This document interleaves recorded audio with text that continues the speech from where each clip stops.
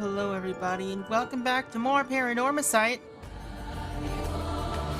What is it? Just making sure that everything seems to be working fine. Yeah, last time, before we had to cut it a little bit early, we discovered that Osato is immortal. And also, someone's going around town killing everybody with a curse. Things got very intense all of a sudden. So we have basically two options here. I don't know why I would do this one before this one, but we can basically do find out the aftermath of what's going on here, or we can have a flashback for some reason. I think we're gonna let's start with the flashback. Let's what's it called? Let's leave ourselves in suspense a little bit and jump into this flashback. Alright, so do we want this one first, or do we want this one first? Alright, I guess this is more like a backstory thing. So let's try this. Date unknown, August 1980X. Morning, Kawage Town, Nakabeppo Coast. Okay. After much hustle and bustle, we finally managed to make our way to Ise Bay. Nice! She was clapping. Take it all in now. We're standing on the coast of Nakabeppo in Mie Prefecture's Kawage Town. Which means this is the Sea of Ise. The connection to this eternal world. How amazing. They're British, so they get... Well, I guess she's British. I don't know what he is. Indeed it is. Come, see, henceforth begins our grand adventure in search of the legendary Mermaids of Ise Bay. How amazing. I just can't stop saying it. Without further ado... Okay, he's American. He's still gonna talk like this. Without further ado, my name is Arnav Barnum, an American-born fantasy author. Please call me Avi. Who are you introducing yourself to, weirdo? Well, I simply thought a new beginning called for a little dramatic flair, you know. Sure. With that out of the way, perhaps my darling guide can provide some insight into the goings-on of this locale. Sure, I've got you covered. Alright. What is happening here? Oh, I can't turn all the way. I'm restricted. My neck can turn, but my body cannot. While this area is now called Nakabeppo, long ago it was a region of Ise province known as Betsuho. Records indicate that 3 mermaids were caught in a fisherman's net along this coast back in the Heian period. Now that's what I'm talking about. Let's hear more about those mermaids. Hey Fire, how's it going? Star Sand Island. For some reason I feel like I've asked about that before. Like I've asked you what that game is before. They had human heads with mouths of monkeys and the teeth and bodies of fish, and they spoke and even shed tears like humans. Could these be the fish mermaids you mentioned before, Avi? Feeling a bit down, but alright. Well, hope you feel better. Indubitably! Yes, this must be the place. I'm getting goosebumps. Right? I feel the same way. This is so exciting. The Animal Crossing Stardew anime. Yes. Alright, what is this? Batsuho. Batsuho is the old name for the area now known as Nakabeppo, Kawage Town in the Age district. So named during the events of this story, it has since been merged with Sioux City of Mie Prefecture. Said to have been the territory of Taira no Kiyomori's father, Taira no Tadamori, the area has a deep connection to the Ise-heike. It is said to be the location where 3 mermaids were caught in a fisherman's net and presented to Taira no Tadamori during the Heian period. Hope you're doing awesome. I feel a little but you know what? Sometimes we must continue on. The endless expanse of the Ise Sea, the eternal world, may lie just beyond this horizon.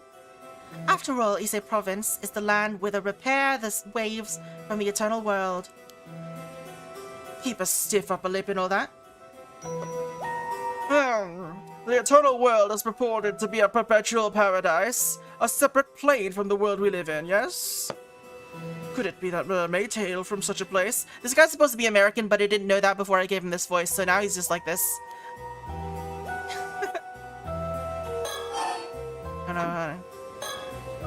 This young lady is a distant relative of mine, the 3rd daughter of the Lunar Light family. That's the famous British Lunar Light family. The Lunar Lights have been in the business of demonic exorcism in England for several generations now. As such, young Circe has received education on this rare subject from a young age, and is now an apprentice exorcist. Interesting that she's, like, not a druid. She's, like, she's, like, a shaman, almost, exorcist. In order to continue her training, or more likely simply because of her interest in the area, Circe has come to Japan to study abroad. I bet she was involved in that one exorcism that was... What was it called again? I forget what it's called. The one, that was in The Conjuring 2? Maybe 3? I don't know, I don't remember. The one where it was in Britain. Upon hearing such news, I sought to employ her as my guide for this mermaid hunting expedition to Ise Bay. She is apparently quite fond of Japanese myths and folk tales, and has already explored a number of areas concerned with the occult. Interested in visiting Mie Prefecture at least once during her stay, she immediately agreed to my request. Alright, Circe Lunar Light, female exorcist, 15 years old. She looks younger than that. A young exorcist from England, currently on exchange in Japan. Possessed of a bold and willful nature, she harbors an ardent interest in Japanese folklore and occult stories. She is quick to involve herself in anything that interests her, not stopping until curiosity has been completely sated. Although she can be fairly blunt, she shows a naivete. Appropriate to her age, around those she's comfortable with, and is not above the occasional prank. Circe is the 3rd daughter of Ciara. Maybe it's supposed to be Kirky and Kiara. Lunar Light. The current head of the matrilineal Lunar Light family. I see. In Britain. A long line of exorcists based in England. A very long line of exorcists. Along with her 2 older sisters, she has received a specialized education in exorcism ever since she was a child, and is currently training as an apprentice. As the beings known as demons in the West ultimately share the same root as harmful supernatural phenomena in the East. Are we sure we're talking about demons still? And not like... Anyway, the spirits of the dead, strong thoughts, and curses. I don't think spirits of the dead are considered demons. What she does as an exorcist is fundamentally the same as what Japanese psychics do, with only the methods and terminology differing. Guardian spirits, the ability to call upon the numerous guardian spirits of the Lunar Light family. Yes, the guardian spirits of the Lunar Light family. And invoke their powers to exercise spirits and negate certain psychic abilities. Shikigami, yes, the famed British ability called Shikigami. The ability to turn a piece of paper with an individual's name written on it into a butterfly, which will return to the individual in question. Though she does not have to be the one who wrote the name, it must be Circe who cast the spell on the paper. Dowsing, the ability to use a pendulum, to search for a target based on what the user can sense of their spiritual power. The effective distance of the spell depends on the strength of the target's spiritual power. Although she is supposed to be in the care of the Paranormal Affairs Bureau, a confidential Japanese institute, during her time in Japan, Circe has been spending more time traveling around the country sightseeing than working through her training curriculum. The supervisor in charge of her training has all but given up on trying to manage her as a result, resolving to keep an eye on her but otherwise not interfere. As such, she is afforded a relatively high level of freedom. Circe is an ardent fan of Mio Kurosuzu, a girl with potent... Wait, Mio's from the previous game. With potent spirit sense, and her senior in the industry in Japan. She harbors strong admiration and strong feelings of rivalry toward her in equal measure, and it is not uncommon for her to end up a babbling mess when the topic turns to the other girl. She treasures the photograph she had taken with Mio upon first meeting her in Tokyo and keeps it with her at all times. Aw. Cute. Also, we have stuff here. Alright. In truth, Tsukasa secretly tracked down her father, a wealthy man who owns multiple companies in Ise, and knows that she is his illegitimate child. She has apparently even gone out to dinner with him several times, but keeps the secret from her mother. And then Sato's, it talks about... Huh?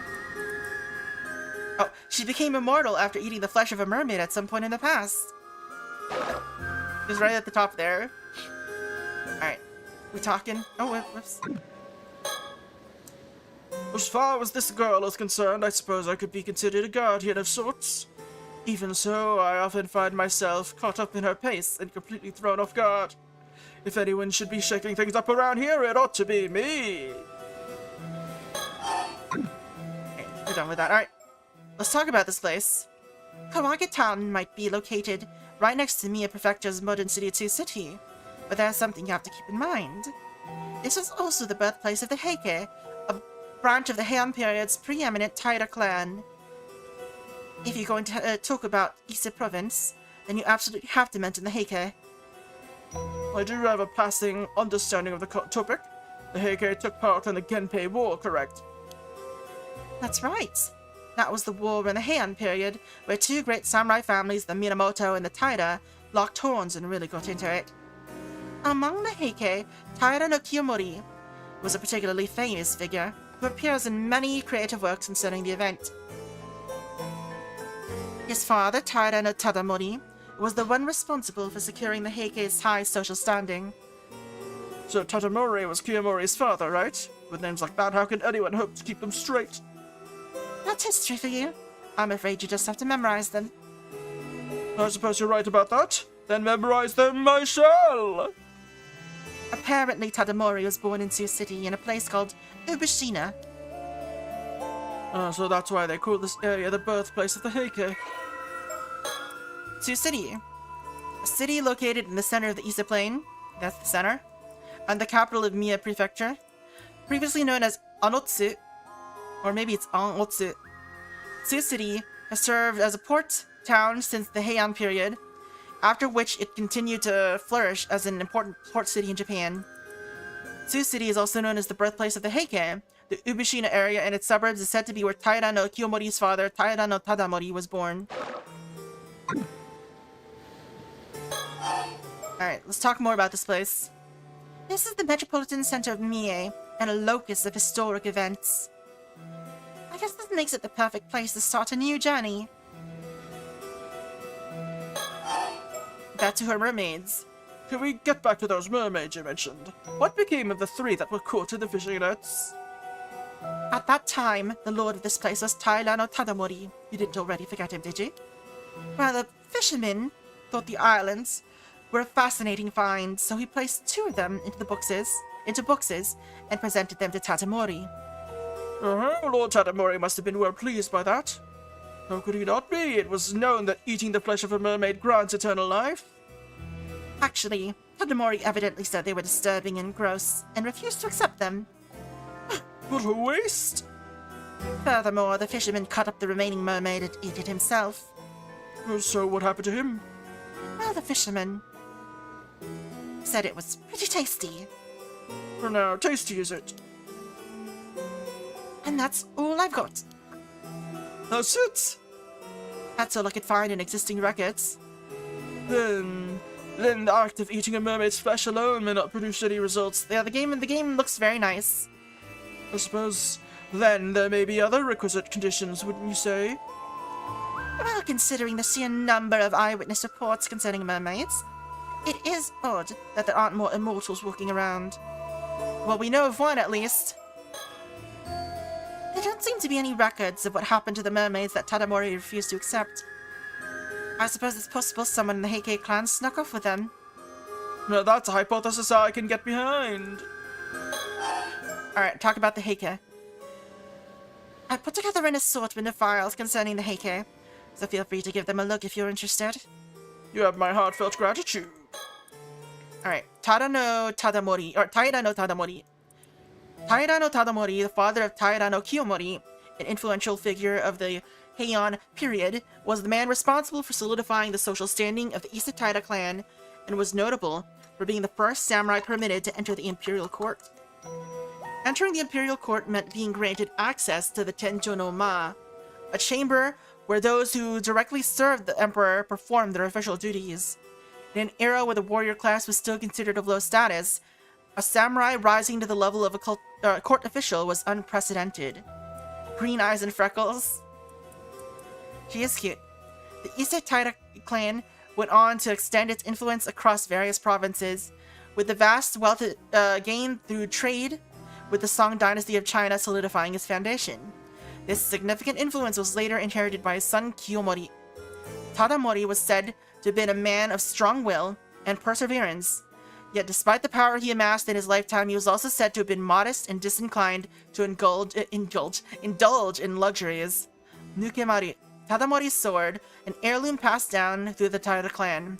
Originally named Kogarashi, it is said to have become known as Nukemaru when a giant snake emerged from a lake and made to swallow Tadamori whole as he lay resting. At that moment, Kogarashi, which Tadamori left leaning nearby, slipped from its scabbard of its own accord and drove the snake away. The Nukemaru derives from the verb nuku, meaning to unsheathe, and reflects the sword's extraordinary act of slipping from its scabbard on its own to save its owner. Nukemaru was later inherited by Tadamori's son Yorimori. Yorimori. Such a fun name. But after the downfall of the Taira clan, it is said to have changed hands several times, and its whereabouts are currently unknown. The Mermaids of Betsuho. One time, when Tadamori was visiting Betsuho in Ise province, 3 creatures with the heads of humans, the lips of monkeys, and the teeth and bodies of fish were caught in local fishermen's nets. Dubbing these creatures Ningyo, the original Japanese word for mermaids, the fishermen put 2 of them in a box that had washed up with them and presented them to Tadamori. However, Tadamori was unnerved by their appearance and refused to accept them. It is said that the remaining mermaid was cut up and eaten by the fishermen, who found them to be delicious. Does she have freckles? I guess they're very faint, but they're there. There's one more thing I should warn you about, though. Oh? This group sometimes gets referred to as Ise Taira as well, which might make things a little confusing. I'll go ahead and label it all as Heike. Does it really matter? Aren't they basically the same thing? Not exactly.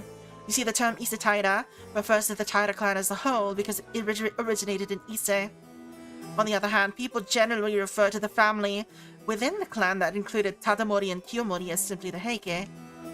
The family features prominently in the stories we're interested in, so I'll use Heike most of the time, plus it has a nice ring to it. Either way works for me, so do as you like. Tale of Heike, also use Heike. You're awfully particular about this, but I rather like that kind of fastidiousness.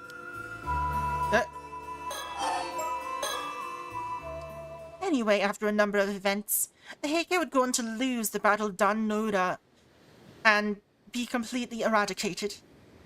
I believe I know this one. Dan-Noura is found in Kyushu, is it not?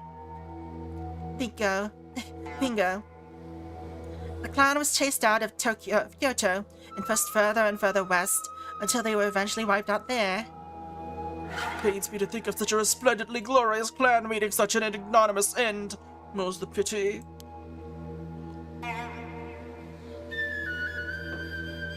That's why the Heike's resentment is particularly strong, and many remnants of it remain even today.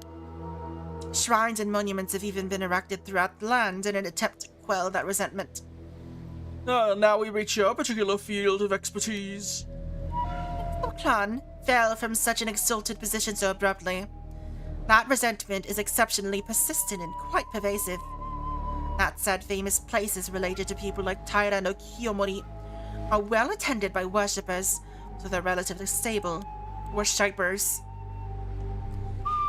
They must be sweating standing that bright and yeah, it's summer too, in August.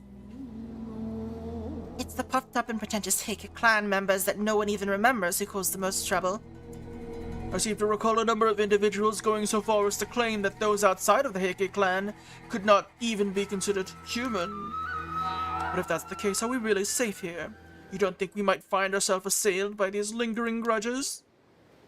Much of Isa province is protected by shrines, and the area is suffused with spiritual energy, so we're probably safer here than most places. But that's just the land itself.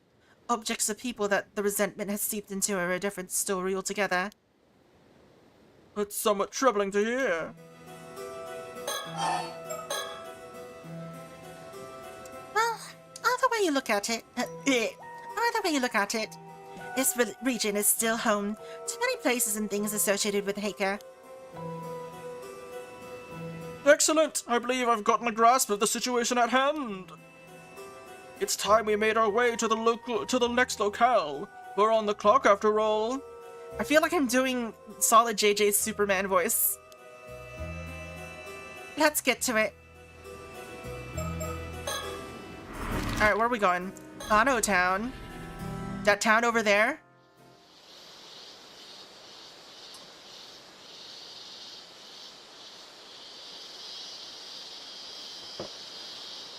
Well, it would seem we've arrived. And where are we now, Circe? This is an area in Ano Town known as Kasawa. Kasawa is quite famous because of the Yabikuni legend. I'd be surprised if there was anyone who hasn't heard of it. I heard of it in a random Elden Ring lore video today that just came out like 10 or so hours ago. Sorry to say I've never heard of it. Hey, really? Come now, don't act so shocked. You can't expect me to know every little thing, and besides, I'm not even from this country. The very reason I requested you be my guide was so you could teach me about things like this. I guess that's true. Okay, I understand. I'll be counting on your explanations. Ano Town is located in the Age district, so named during the event of the story. It has since been merged with Sioux City, of Mia Prefecture. Located at the foot of Kyogamine, a mountain with a single 819-meter peak. The land surrounding it is rich in natural splendor, with multiple hot springs dwelling forth from the earth around it. From the Edo period until the Meiji period, it was known for being the primary place of production of tsumoji, a delicate fabric woven in such a way as to be semi-transparent.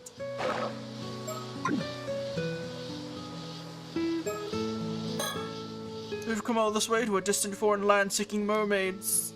Of course, I have my own reasons for trying to locate the mythical creatures. But for now, I intend to scour this land in order to learn as much as I can about its lore and legends. But it occurs to me, I never actually explained the particulars of my Isebe mermaid excursion to the girl. No matter, it's nothing of consequence really, so I'll just introduce my reasons a bit at a time. Does he say?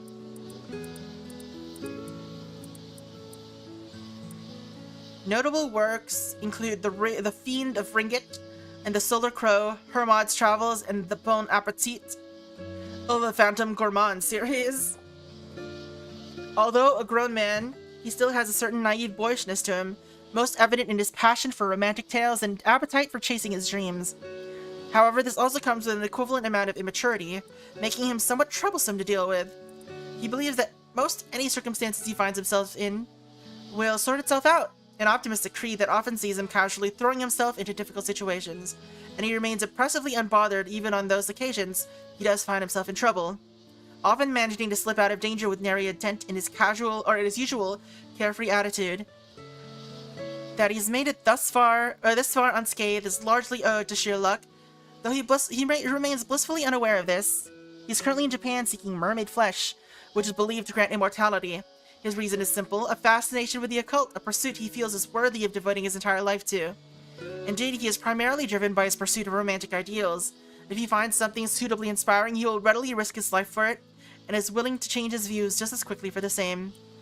Avi's interest in the occult was born when he discovered his great-grandmother's vast collection of mysterious occult artifacts in the storage of his family home in America. Among them was a mermaid mummy, which yielded a mysterious map when taken apart, a discovery which captivated his imagination and led to his current quest. This great-grandmother happened to be a relative of the main Lunar Light family in England, albeit one who had chosen not to succeed the family estate. After discovering this through independent research into his lineage, Avi made contact with the Lunar Light family and continues to maintain a secret correspondence with them to this day. The Legend of Yaobikuni. The legend of Yaobikuni originated here in Kusawa, Ano Town. Long, long ago, a 17-year-old girl named Osato lived in this village. She unknowingly ingested the meat of a mermaid that was served during a village gathering and became immortal. Did no one else eat it? After subsequently being persecuted by the other villagers, she became a nun and made a pilgrimage around the entire country. At the end of the story, she eventually returned to this village and lived out the rest of a very long life. Tales told in other parts of the country play out in almost exactly the same fashion. Yeah, I guess that's true. The tale of Yaobikuni, Bhikkhuni, a fully ordained Buddhist nun who acquired preternatural longevity after eating the flesh of a mermaid, can be found in almost every region of Japan. Although the exact details vary greatly between regions, they all share the same fundamental element. A girl who ate mermaid flesh lived for 800 years. The Yaobikuni legend passed down in Mie Prefecture is as follows. Once upon a time, a beautiful girl by the name of Osato lived in Kusawa village. One day, when Osato was 17, the flesh of a mermaid was served at a village gathering. The other villagers, disturbed at the thought of eating such a strange creature, refused to eat it, but Osato unknowingly ate the mermaid's flesh. From then on, Osato didn't age a day. Shunned by the other villagers and treated as a monster, she was eventually forced to leave the village. Becoming a nun, Osato traveled the length and breadth of Japan for hundreds of years before eventually returning to Kusawa village, where her long life, at last, came to an end.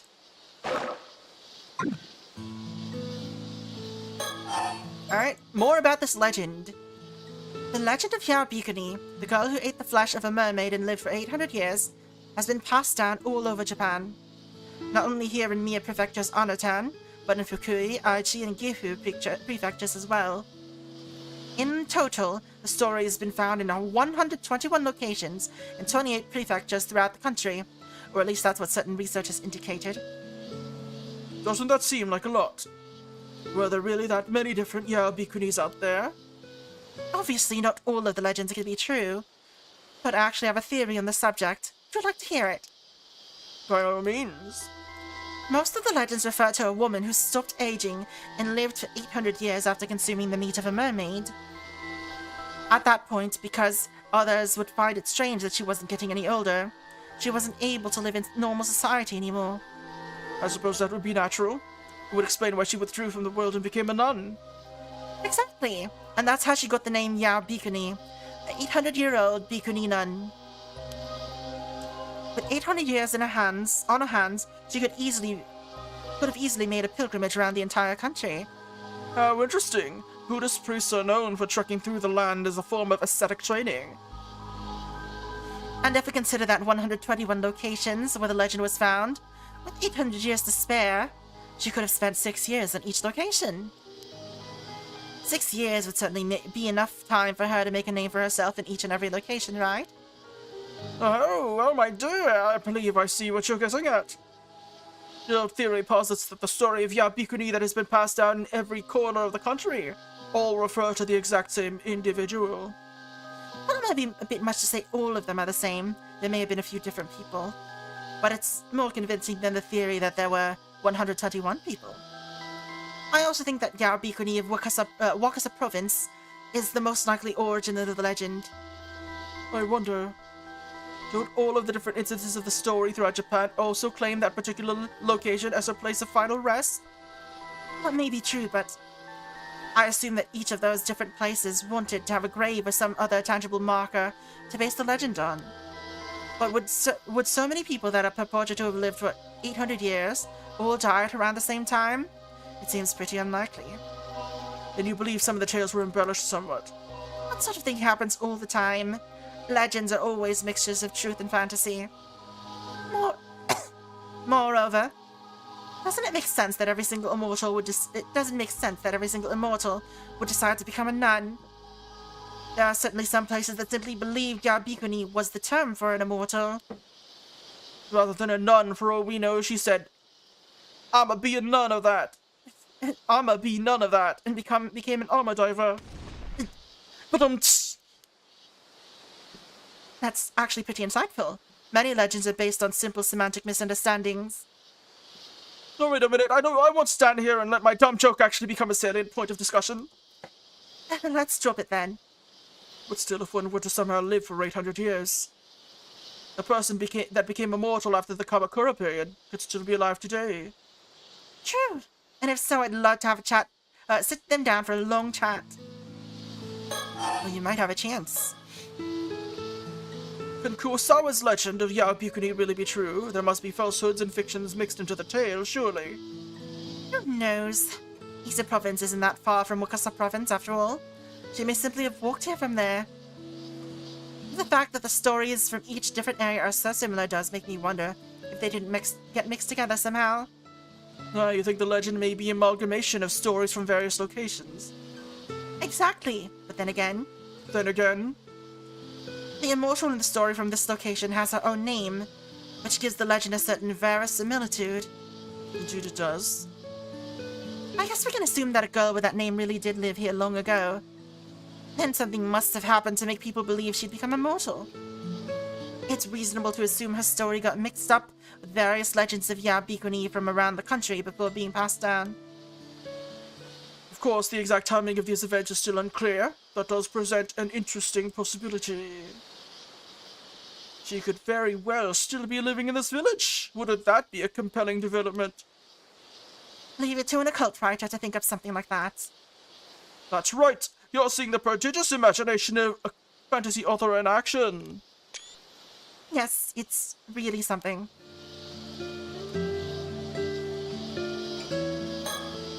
Now, the fabled beauty of the serene Japanese countryside really is charming. Yes, the incessant chirping of locusts combined with unrelenting heat. This is Japanese summer, all right. It's fascinating to think that such a peaceful place could be home to such profound historical events.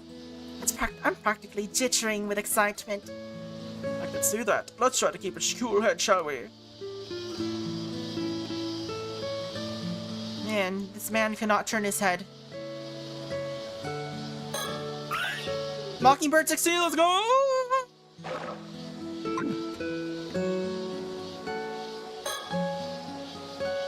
What's down there? Some sort of shrine? This shrine is apparently dedicated to Sugawara no Mitsuzane. We should go pay our respects before we leave.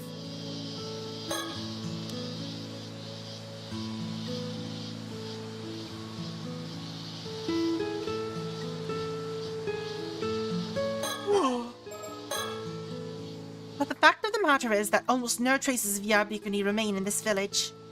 Even her grave, which is referred to as Lady Ya's tomb, has never been located. But then did we come all this way for nothing? Well, it might not have a direct connection, but there is something one should always consider when discussing Ise. The Tales of Ise, have you heard of it? It's the oldest extant collection of Japanese verse, compiled sometime during the Heian period. I'm afraid I'm not familiar with it. But I have heard of the tale of Genji and the tale of Heike. Is it anything like those? Well, There's also stories written during the Heian period, but that's where the similarities end. Nice try, though. Well, they sound similar enough anyway. Don't worry, I'm not an expert on the subject either. Basically, this collection of verse elaborates on a number of waka poems, being given accounts of events surrounding each one. The entire collection of 125 passages is referred to as the Tales of Issei. That's easy enough to remember, no? The Tales of Issei is a collection of short stories. Check. One more thing. The title might be the Tales of Issei, but the content isn't all focused on the actual area. What's this now? Are they intentionally attempting to confuse and bewilder us? Some believe that the title comes from the fact that Passage 69, nice, is set in the Issei province. At any rate, I just thought I should bring it up because it does have at least a slight bearing on the topic at hand.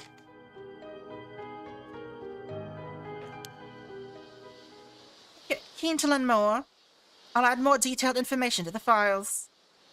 Why, thank you. I'll be sure to read through them later. Thanks for the files. Oh my god, it's so long. Okay. The Tales of Issei, a collection of verse or uta monogatari, thought to be the oldest surviving work in Japan. It is particularly well known for the opening sentence of many of its prose passages. Long ago, there was a man.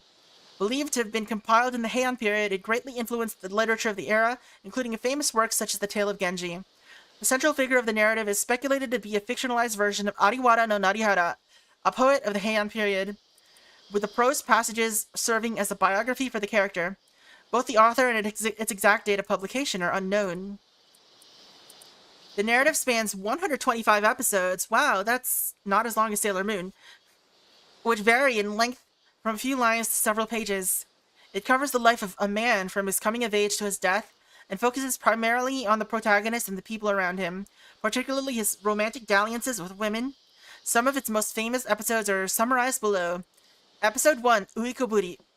Having come of age, a man sets out on a ceremonial falconry excursion where he catches sight of two beautiful sisters. Infatuated, he cuts off the sleeve of his robe, inscribes a waka poem on it, and sends it to them. Episode 6, Akutagawa. A man, having finally succeeded in stealing away a beautiful noblewoman, flees with her to a warehouse, where they take shelter from the rain. However, the man discovers in the morning that she has disappeared, devoured by a demon that inhabited the warehouse. Episode 9, Azuma Kudari.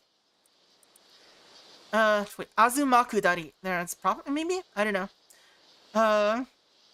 Feeling despondent about his future, a man embarks on a journey to the east with a group of friends. In Mikawa province, he catches sight of some beautiful flowers and reflects on how far his journey has brought him and recites a poem. In Suruga province, he sees snow on the peak of Mount Fuji, contemplates the passage of time, and recites a poem. In Musashi province, he spots an unfamiliar bird on the shores of the Sumida River.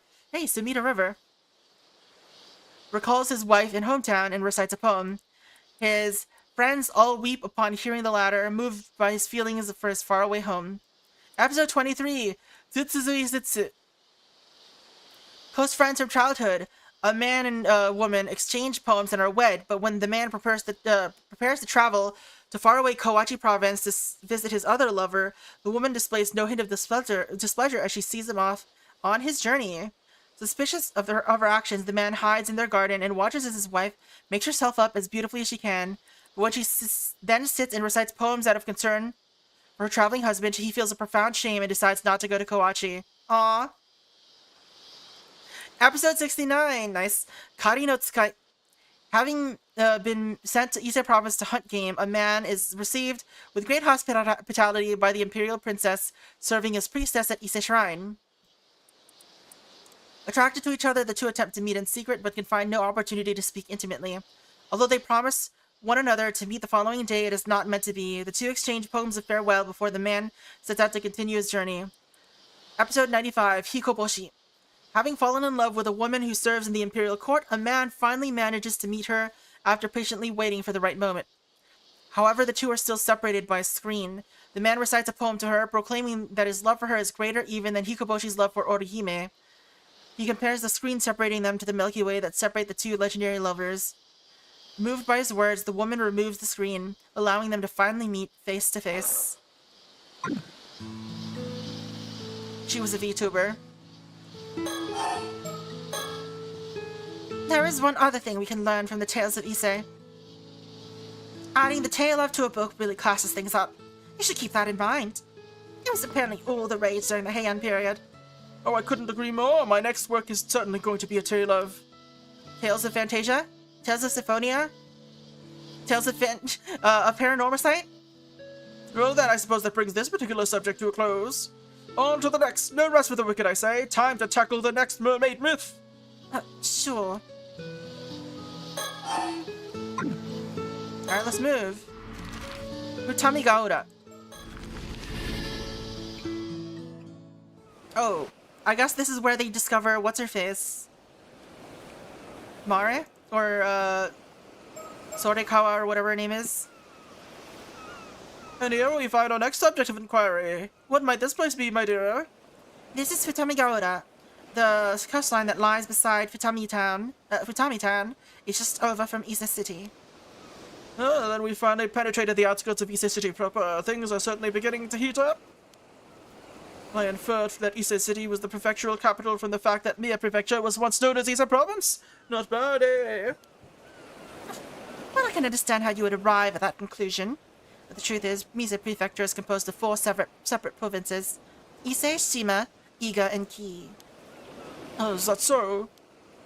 Well, that doesn't change the fact that Ise City is regarded as the spiritual capital of Japan, making it a very important location. Very interesting, but the sun has already begun its steady descent, so perhaps we should pick up the pace a bit. Futami Gaoda's sea is famously said to purify the body, so many visitors to Ise Shrine come here as well. The scenic beauty of the location has even been featured in poems from antiquity. It certainly is easy on the eyes. The strands of pine trees along the shore make for quite the striking image. To make it even better, the embankments were standing on over a 60-degree view of Ise Bay. It makes you want to get out on the very edge to take it all in. It really does. Being surrounded by the bay like this is such an enchanting feeling.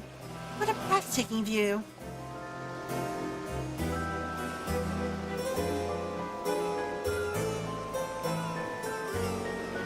Anything else to look at? Seems like no. As far as the girl is concerned, I suppose I could be considered... Oh, same as before.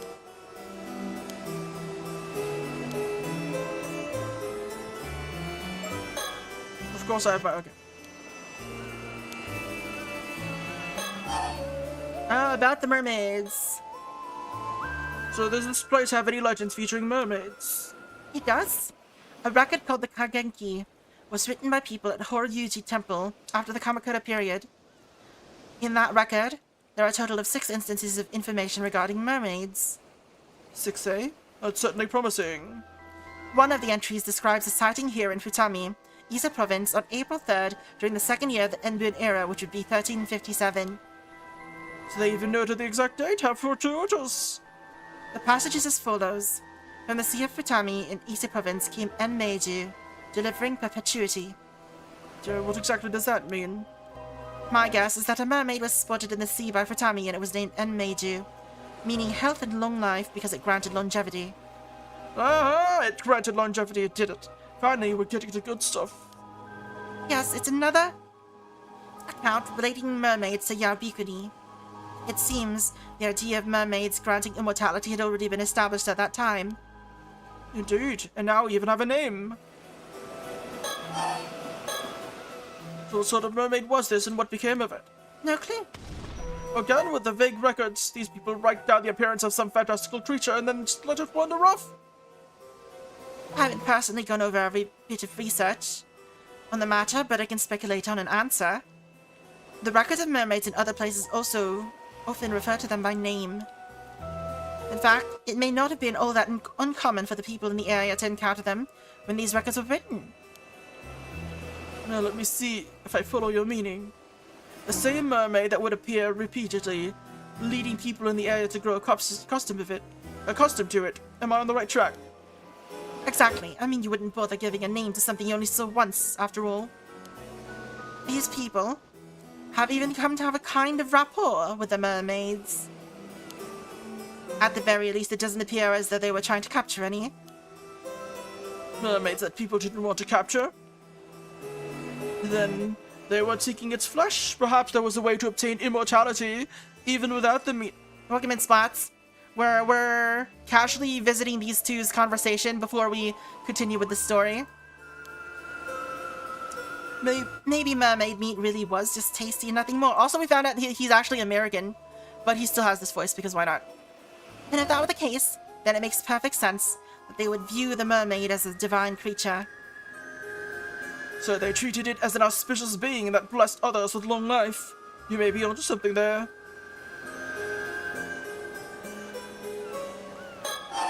More mermaids, not casually riveted to the edge of the seat.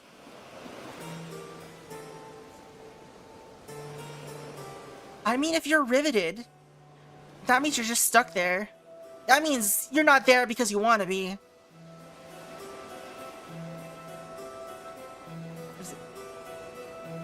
This makes me think of that theory you mentioned about how there might be two different kinds of mermaids.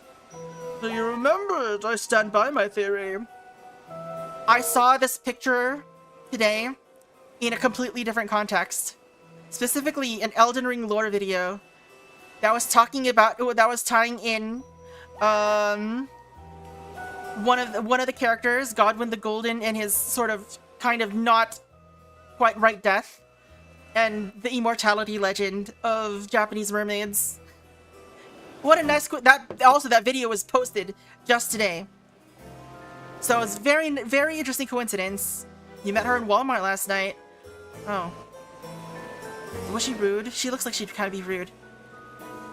There's the fish mermaid, which looks more like an aquatic monster or a beastie. See, he's so British. Who says, what American says beastie? Just today! And the human mermaid, which resembles a demi-human or nymph. Indeed. That's the simplest way to describe it anyhow. Assuming the mermaid in question had a name, formed relationships with humans, and granted longevity, it stands to reason it was of the human mermaid variety. You have a point. The mermaids we've encountered thus far have all been caught in nets. It appeared to be more like fish mermaids. It seems more likely, then, that the mermaids who grant longevity are actually these human mermaids. Interesting, and that in turn would suggest... My word! Would this mean that one could become immortal without eating their flesh? I'm not sure. There are countless legends that reference the need to consume their flesh. But I can't help but feel there's more to it. You look at that. Let's talk about the mermaids some more. If human mermaids were capable of communicating with us, I'd really like to speak with one. Agreed. Let's see if I can make sure I grab that properly.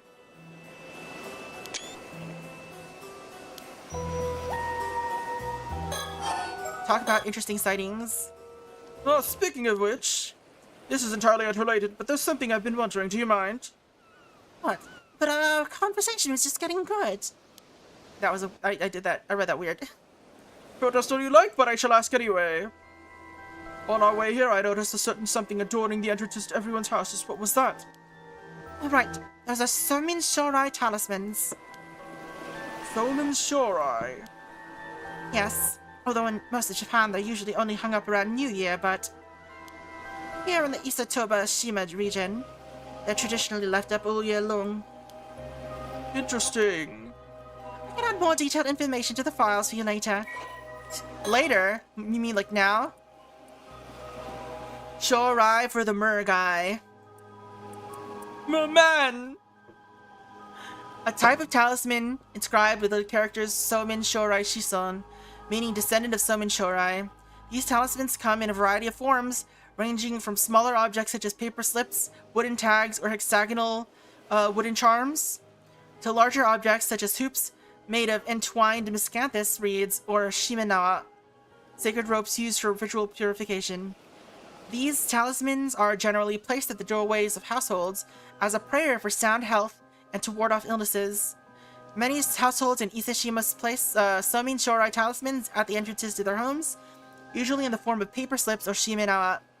Although most families in Japan only put shimenawa up during the New Year, in Iseshima, they are kept up the whole year round, being replaced once a year on New Year's Eve. The words Somin Shorai originate from the name of the central figure in the legend of the same name. Though many versions of the tale exist throughout Japan, the tale is generally told in Iseshima as follows. On New Year's Eve, the deity Gozu Tenno set out to the court, the princess of Ryugu. However, when night fell, he found that none of the nearby inns had a spare room to offer him, and so he turned to two brothers who lived by the sea for hospitality. The wealthy younger brother, Kotan Shorai, turned him away despite having the means to accommodate him. The elder brother, Somin Shorai, welcomed Gozu Tenno into his home, even though he lived in poverty. Pleased by the simple yet heartfelt reception he had received, Gozu Tenno rewarded this hospitality by sparing only Somin Shorai from a plague that ravaged the area next year. Ever since, it is said that hanging a wreath of miscanthus reeds and a charm declaring oneself to be a descendant of Somin Shorai from one's waist will offer protection from plagues and diseases. Diseases. And this tradition has survived to the present day, where such charms are now used as talismans for good health and well-being. What is it? What is it? What is it? You're making me antsy. Now you're making me antsy. Come now, Cersei, you realize something about those Somin Shorai, didn't you? You must share. No, nothing like that. It just made me think about how close this area is to the eternal world. Is it? What does that mean? You'd already know this from the files, but regarding the Somin Shorai, its origin goes back to a legend about the deity Gozu Tenno, who was courting the princess of Ryugu. Ryugu, you say? That's right. Ryugu is close to this place. In other words, that places it very close to the eternal world. Yes, and furthermore, Gozu Tenno was also the guardian deity of the Gion Shoja Temple. The very same Gion Shoja who gets mentioned in our good old friend, The Tale of Heike. So it is. What was it again? From the barrels of Gion Shoja echoes out the impermanence of all things, right? It sounds so cool that even I memorized it. Haven't got a clue what it means, though. Yes, that's the one. As for its meaning, you can look it up yourself. Fine. So what you're saying is, Iseshima is a land with deep ties to both Ryugu and the Heike. And that is exactly why the Somin Shorai tradition is so well established here. That reminds me. There's something about Ryugu's princess that keeps bothering me as well. She certainly is mysterious, and... Thank you for bringing that daily door, the docent. Welcome in. That reminds me about Futami Gaura. Is this a flashback? Oh, nope. It's just time, look it up yourself, teen, assign homework. No!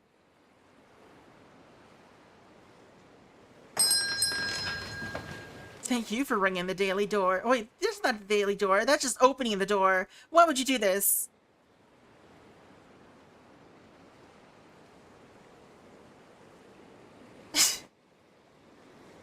Dear me, how time flies when listening to your lectures, Circe. The sun has already gone down. I suppose I got carried away, sorry. Well, if that results in such a lovely view of the sea at night, I'll not complain.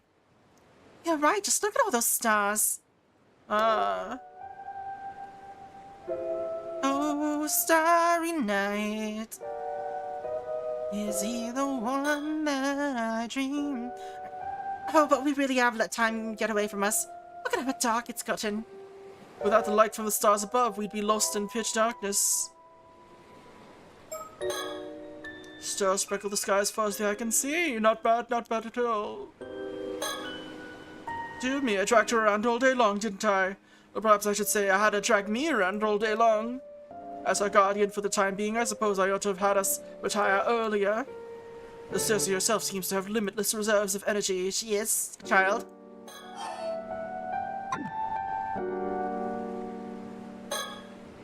But look, the heavens are entirely enveloped in a shower of dazzling pinpricks of light. What a sight to behold! Would you happen to be versed in constellations, Sissy? Well, I've dabbled a bit in astrology, so I guess I know a thing or two. Is that Orion somewhere? It looks like we're missing some of it, though. I think that might just be 3 stars that are aligned. It looks almost like Orion, but it's missing parts. Excellent, do tell. Let's see if we can find Orion here somewhere. I think that's Cassiopeia.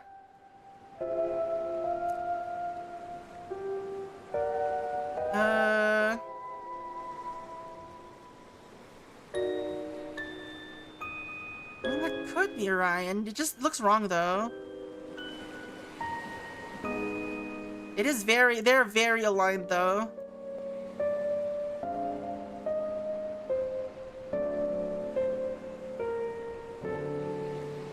Is this Cassiopeia or is that Cassiopeia? I'm bad at recognizing constellations, not gonna lie. Be cooler if they labeled them. What's that stuff floating in there that isn't stars?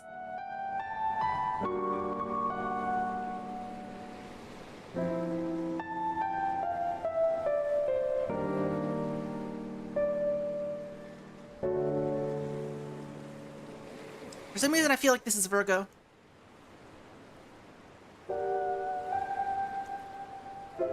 Like, I'm almost certain you'll see a lot of the zodiac here.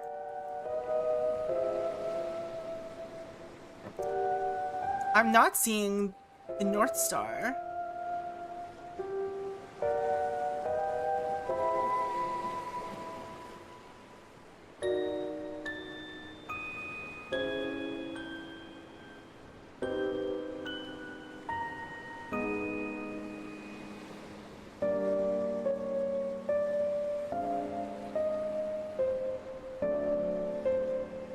Maybe these are fake stars.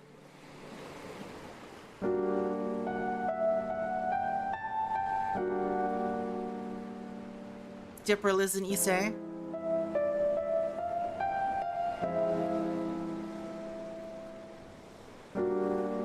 Some of these stars are vanishing, are like twinkling. That is a very big twinkle that's happening right there, though. Anyway, I'm pretty sure that's a Dipper.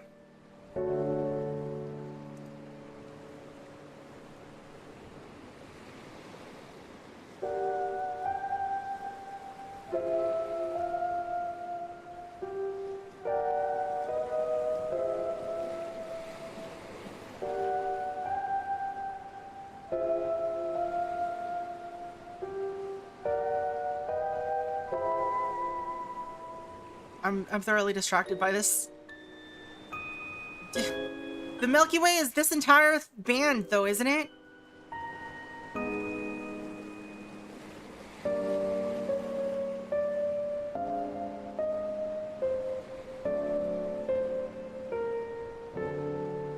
Should be closer to Snickers.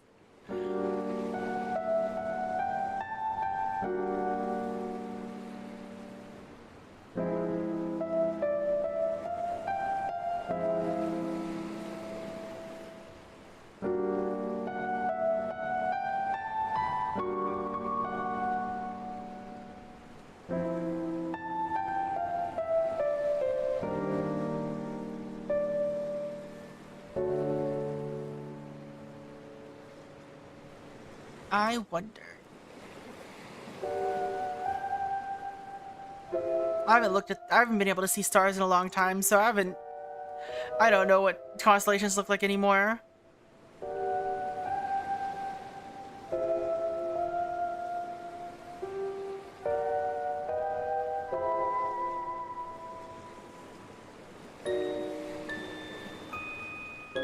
I wouldn't be able to tell you where Vega or Altair are. It's summer, so they should be nearby. At least one of them should be.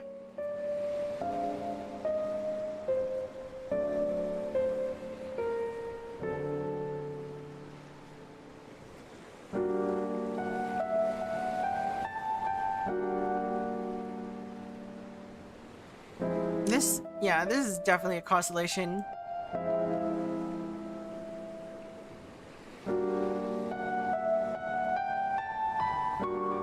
this one's Cassiopeia. This one's something else. I think this is like you can clearly see like a trail here, like some sort of image here.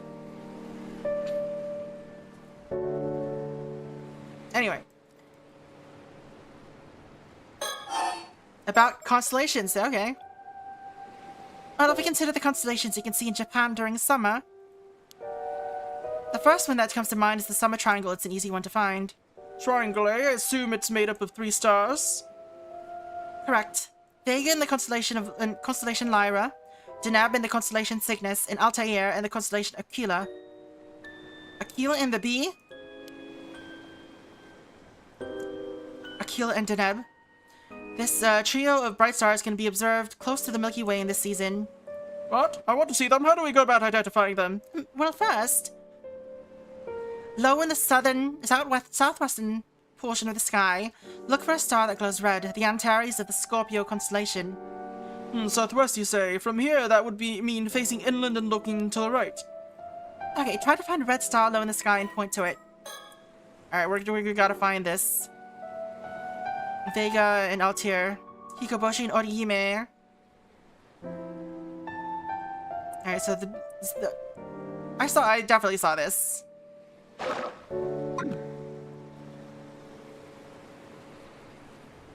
Alright.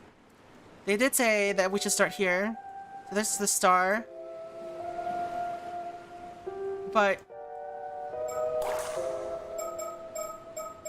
we are interested in this.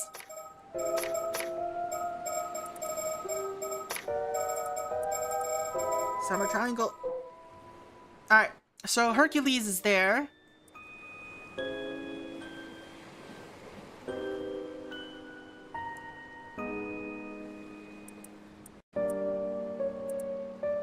The Summer Triangle is not like an actual constellation, though.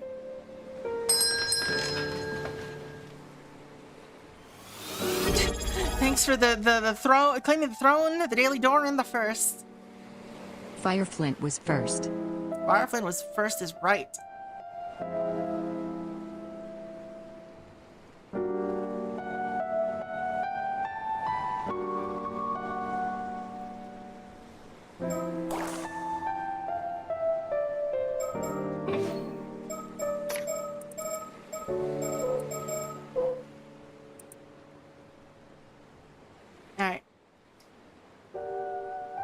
I should just look for the Little Dipper. It's like literally right here.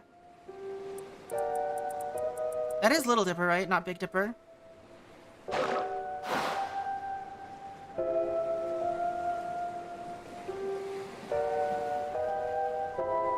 Is it this? That looks more like Big Dipper. Hey Fireflint, what's the vibe? Stars are timeless and evocative theme in literature, especially in poetry. They represent a symbol of beauty, wonder, and transcendence, inspiring poets to Google explore the AI relationship between summary? humanity and the natural world. At a high level, poems about stars offer a way to grapple with the limitations of human knowledge and experience and celebrate the majesty and vastness of the universe. Okay, no AI, okay. Only webpage. I don't know, you can't trust some web pages nowadays. Some of them are just AI slop. Before it was human slop, now it's AI slop.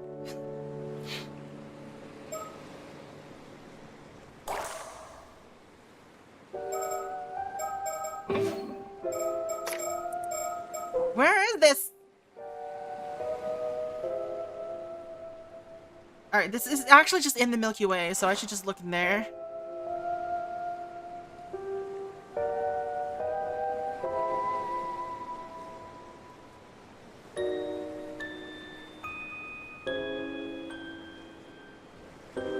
Is it these? Why does it not go to this page that I'm on? So please remember where my location. I'm trying to find stuff. Alright, I guess finding Cygnus is would probably be the best way to do this, right? But unfortunately, Cygnus is fucking smack dab in the middle of that entire thing. So finding specific stars in there is wild. So there's like a little chicken wing.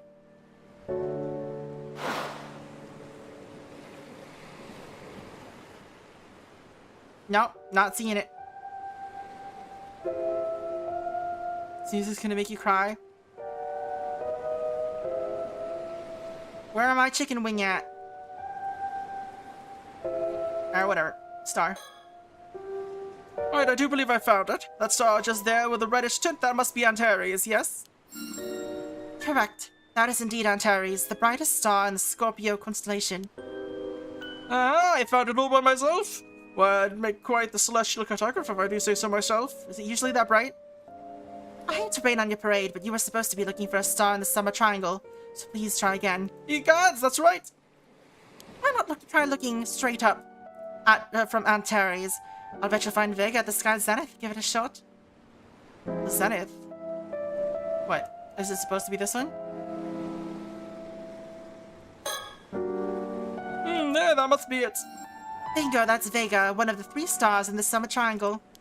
In Japan, Vega is also known as Orihime Star, and is famous for its connection to the Tanabata Star Festival. I got tossed the single at. And that must mean Hikoboshi will be the one on the opposite side of the Milky Way from that one. Exactly right. Can you figure out which one it is? One of the other stars in the summer triangle is in the same area, so see if you can find it. Alright, so this is Hikoboshi, and that must mean that this is Deneb.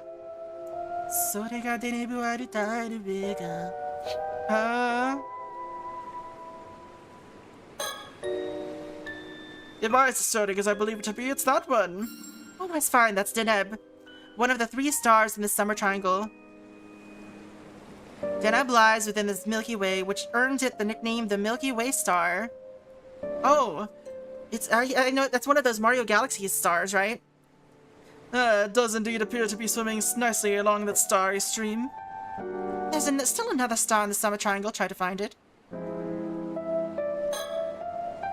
Eureka, I've spotted it! Phew, that's Altair, one of the 3 stars in the summer triangle. Part of the Aquila constellation, Altair is also known in Japan as Hikoboshi, for its role in the Tanabata Star Festival. Ah, that means I've managed to spot both Orihime and Hikoboshi. It's as if I've drawn the 2 star-crossed lovers together with my own hands. How overjoyed they must be. Yeah, nice work. I didn't expect you to be such a romantic. He's an author, Cersei. You should know by now. There, I've located all 3 stars of the summer triangle. How do you like that? Good work. Now you've mastered the summer skies. Should I start addressing you as Professor? That's me. Feel free to rely on my knowledge. Alright then. Tell me, what is another name for the star Hikoboshi? Well, obviously it's Altair. That's right. Well done, Professor. Phew, I mean, nothing to it. Regardless, we've seen all there is to see here in Tamigahara. I'd even go so far as to call this a wrap. Actually, sir, it's a euro. Look at you! I think that covers all the mermaid legends from Mia Prefecture. But is there anything else here, anywhere else here you're keen to visit, Cersei? What? We haven't even been to Ise Shrine yet. If you ask me, we've barely scratched the surface. That choice changed the whole game, and it's not something you can change at all. It just, like, you're stuck on this ending unless you, like, start an entire new Steam account. You've got a point there, but it's getting late, so let's save that for tomorrow, shall we? Alright.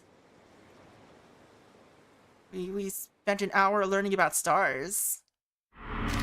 Alright, next day, Mount Asama.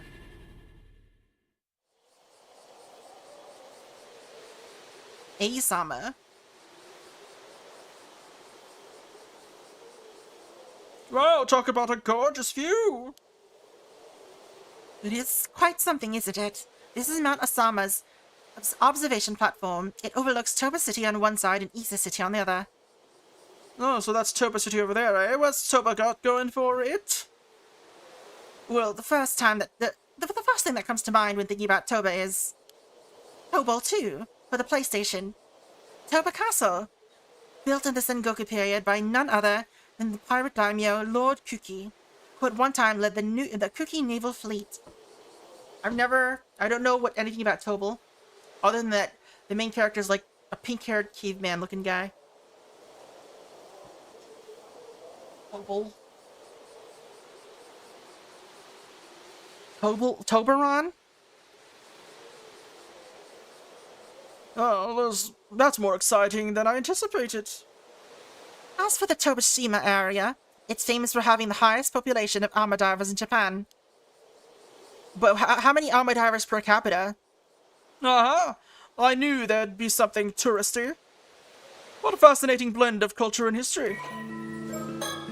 Mount Asama. Mount Asama straddles the border between Ise City and Toba City and is also known by its official name of Asamagatake, part of the Ise-shima National Park.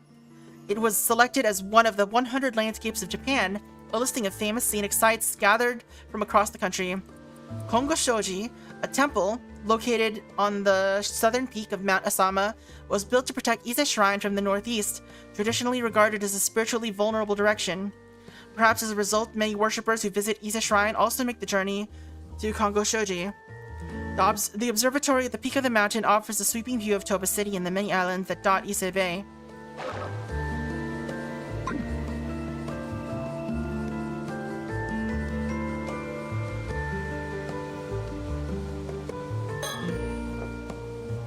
Apparently, Mount Asama's peak sits at 555 meters above sea level, so it's not that high. But as it's situated at the tip of Shima Peninsula, it offers a magnificent view of Toba Bay's coastline and outlying islands. Bet you can spot a mermaid from here? Since we stopped by the shrine this morning, I assumed we'd take the mountain path. All I can say is, this space takes my breath away. In fact, I think I'm low on oxygen right now.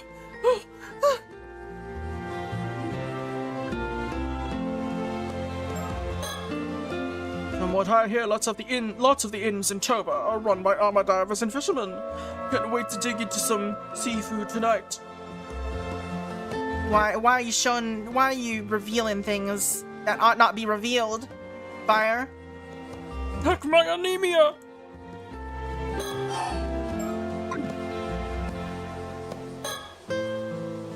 She's been packed and ready to venture forth since the early hours of the morning.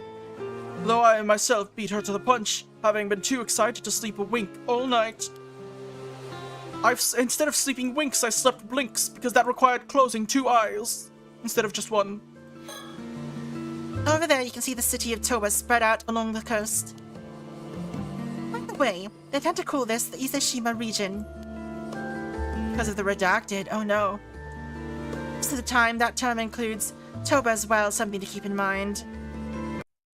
So when I hear Ise-shima, I should also think Toba, eh? Good to know. Ise-shima. Although the term Ise-shima is sometimes used to refer to the Nansei southern region of Mie Prefecture, the area covered by the term is not clearly defined, with it usually referring to the 2 major tourist destinations, Ise Shrine and Shima Peninsula, and their surrounding areas. As the area referred to as Ise-shima also includes Toba City, it is also sometimes referred to as the Ise-Toba-shima area to avoid confusion. Confusing.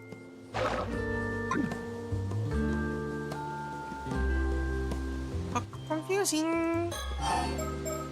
Let's talk about the Kuki Navy. First off, you should know that the naval troops in the Sengoku period are basically just pirates. Pirates, eh? Yo ho ho! Or and a bottle of rum, I see. Yes, they would put together crews of rowdy soldiers, arm them to the teeth, and have them patrol the designated area of the sea. Sometimes they would chop off their legs and give them pegs, and give them pet parrots too, just in case. They only served under their commander as a naval force when there was a battle. So that's what the Navy was like back then, and a ragtag bunch of pirates only called on to do their duty in times of need. Exactly. In fact, such forces only came to be called navies during the Edo period, and that was purely a matter of convenience. As for the Kuki Navy, it was one of the pirate bands patrolling the waters of Ise Bay. Navy's still like that. Guess so. A man named Kuki Yoshitaka was its commander, hence the name. He really liked cookies. He distinguished himself in the service of Oda Nobunaga and Toyotomi Hideyoshi, eventually rising to the position of daimyo of Shima province. That's why they called him the Pirate Daimyo. He started as a lowly pirate, but rose all the way to the top of the chain of command. Oh, so like Monkey D. Luffy. Did you say Oda Nobunaga? Him I've heard of. He was the Demon King of the Sixth Heaven, no? True, but that's a title he gave himself. Still, a pirate and a daimyo. What an enchanting combination. That may be, but he wasn't blessed where allies were concerned. It seems he was always butting heads with his relatives. Oh?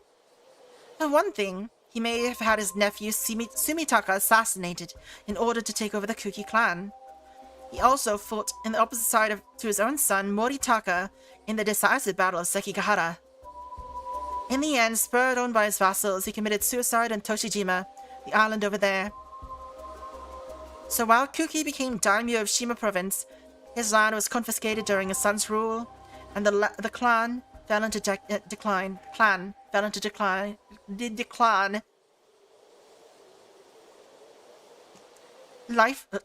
Life is truly full of ups and downs. How the mighty Du Foley must have been quite a character.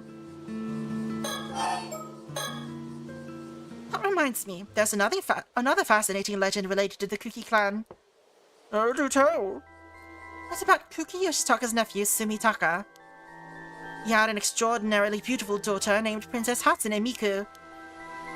I dare say I know where this is going. Whenever a legend starts with a beautiful daughter, it ends with someone becoming a Vocaloid. And getting into trouble. You're not wrong there. Princess Hatsune was so beautiful that she saw no end of suitors, and her father sought to marry her off to achieve his political ends. And with her married to the Cookie Monster? Yeah, Princess Hatsune Miku. But the princess already had a lover, so she fought against her father's plans, and even ran away several times only to be brought home. I knew it! Alas, that's what life was like for the daughters of powerful figures these days. Well, Princess Hatsune Miku lamented her fate. Must I be cursed with such misfortune merely for my beautiful voice? And she stopped there, and she didn't stop there. May no beautiful daughter be born to this land again. Such was the curse she left behind, before throwing herself down a well and becoming a Vocaloid. And so ends the legend of Hatsune Miku. Not what I'd call a happy ending. Oh, it's fine, she eventually became famous. For other reasons. The princess may have had good intentions, but I'm sure no one else felt she was doing them any favors. Good intentions? That isn't how I interpret it. Well, what's your take on the story then? When authority figures try to force other people's hands, they bring these things upon themselves. It's just asking to get cursed. And the well became delicious. The well became delicious. Fair enough, I see your point. Still, the princess did take it a bit far. To me, though, it almost feels like that part was tacked on later. As if someone thought it would make the story more impactful, and that word of it would travel further if the princess killed herself at the end. Oh, if you're right, that would change the story completely. But there is something else that interests me more. Sumitaka became head of the Kuki clan in 1560. But he was so young that Yoshitaka had to be appointed as his guardian. 1560 is about 400 years before the events of this game. And we know that,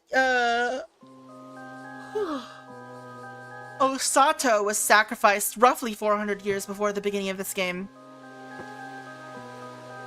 So is it possible that she was the daughter?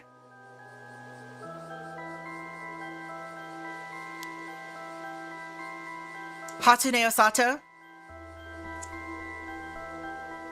His exact age at the time isn't known. Common belief is that he was about 8 years old. Nothing unusual there. Premature inheritances were a common occurrence in those days. But consider this. When Sumitaka died 24 years later in 1584, he would have been 32 years old. Yes? Even if we suppose that Princess Hatsune was 15, the ages don't quite add up, do they? Age differences weren't so much of a point of contention back then, but even so, that is a bit odd. Which begs the question, did Princess Hatsune really exist to begin with. And even if she did, was she really Tsumitaka's daughter? An agate Magatama was unearthed at the place where the princess was supposedly buried. But that could easily have been planted there to lend credibility to the tale. Well, once you start doubting, it's hard not to see lies everywhere. True, and the pursuit of the unknown starts with belief, doesn't it? Well said. A certain occult researcher taught me that one. You don't say. Alright, Kuki and Princess Hatsune. Kuki clan, the pirates who became feudal lords. During the Sengoku period, Shima province was home to a number of local clans, among which the Kuki clan was just one of the many pirate clans operating in Ise Bay. However, things changed when Kuki Yoshitaka correctly read the changing tides and allied himself with Oda Nobunaga, and then Toyotomi Hideyoshi, both powerful figures of the era, a certain handsome researcher. Rising to prominence as commander of the Kuki Navy, he became the feudal lord of Shima province, founding Toba Castle as his base of operations. While Yoshitaka was in the service of Nobunaga, the head of the Kuki clan was his nephew, Sumitaka, with Yoshitaka serving as his advisor. Despite his position, Sumitaka was little more than a puppet lord and died young, reportedly due to illness, just 2 years after the Honnoji incident. However, some theories suggest that he was actually poisoned by Yoshitaka as part of a scheme to seize control of the family. Kuki Sumitaka's daughter, Princess Hatsune, was said to have been a woman of great beauty. Sumitaka planned to marry her off as part of a political marriage. However, Princess Hatsune refused, saying that she had already promised her future to someone else. Upon learning that Princess Hatsune's beloved was a member of an enemy clan, Sumitaka was enraged and insisted that she marry the person he had chosen for her. Although Princess Hatsune made numerous attempts to escape in order to be with her lover, she was caught each time and forced to return home. Despairing of her fate, Princess Hatsune lamented her beauty, blaming it for her predicament before throwing herself down a well in sorrow. As she did so, she prayed with her last breath that no beautiful woman would ever be born in that land again, or so the legend goes. Despite the tale of preserving as part of local folklore, many questions about the accuracy of Princess Hatsune's legend remain, including Sumitaka's age at the time.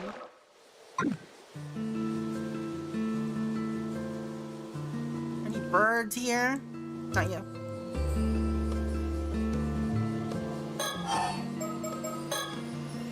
Oh, I just realized something. Kuki Sumitaka died or was assassinated exactly 400 years ago. Is that significant? It is. A special spiritual significance is attached to the period of 400 years. For instance, the cycle of life and death and rebirth supposedly lasts 400 years. And some stories claim that a soul endures for 400 years. Of course, 800-year immortals have twice that lifespan, but as you can see, 400 years is really considered a good cutoff point. So there's a chance something happens after 400 years. Maybe. In any case, we should probably tread carefully here. Sounds to me we're in the right place at the right time. Looks at watch. We're more than 400 years after that.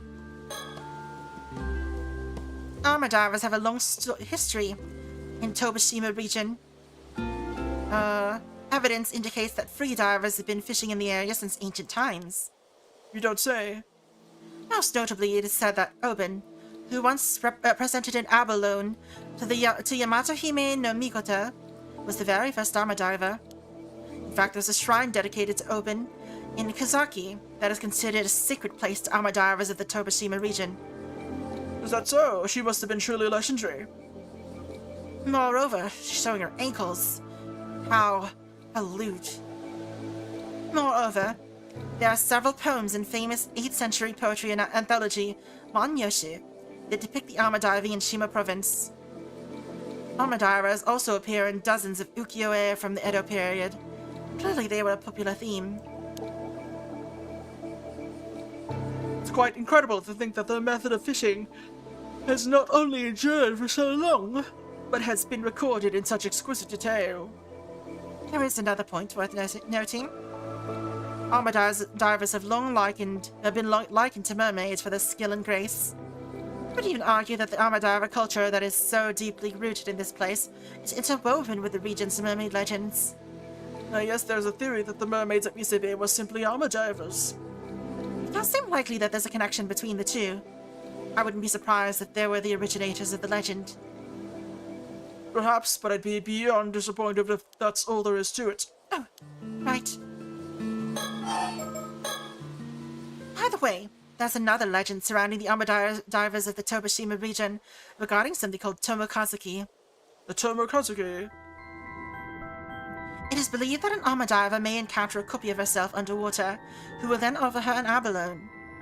If she accepts, the Tomokazu doppelganger will drag her to the bottom of the sea, never to be seen again. No, Sissy, please don't spring scary stories on me out of nowhere. That's why the armor divers of this area wear the Seimon and Domon symbols on them while they dive. It's a tradition that has continued right up to present day. There must be some reason for it beyond pure superstition. Interesting.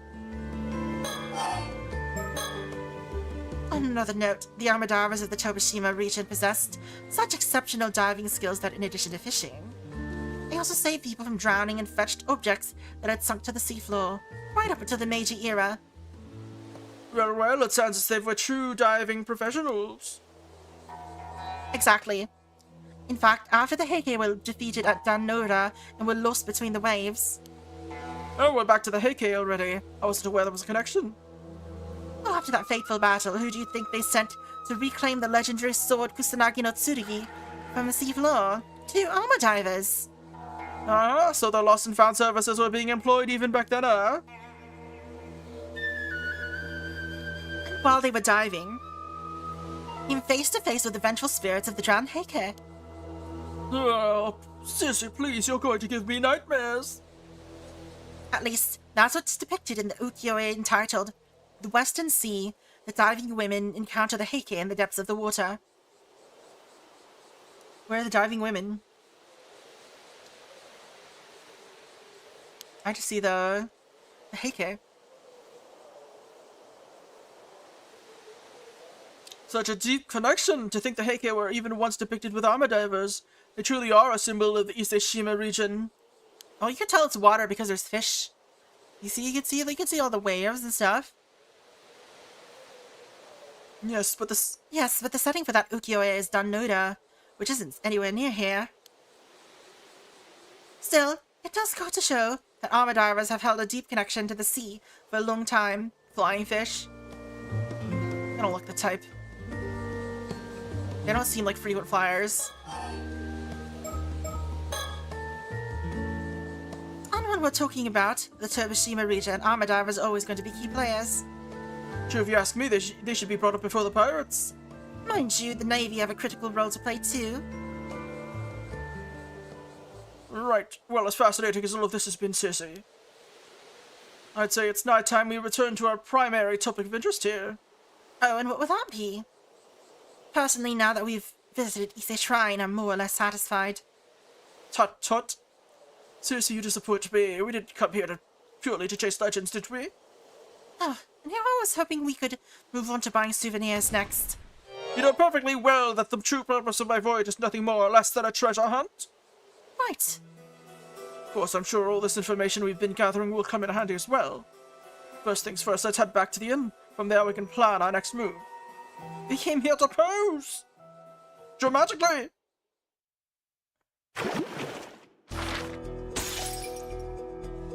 Of course there's more. Alright. We gotta move on. We gotta do this now. We'll do that part later. We'll do their treasure hunt later.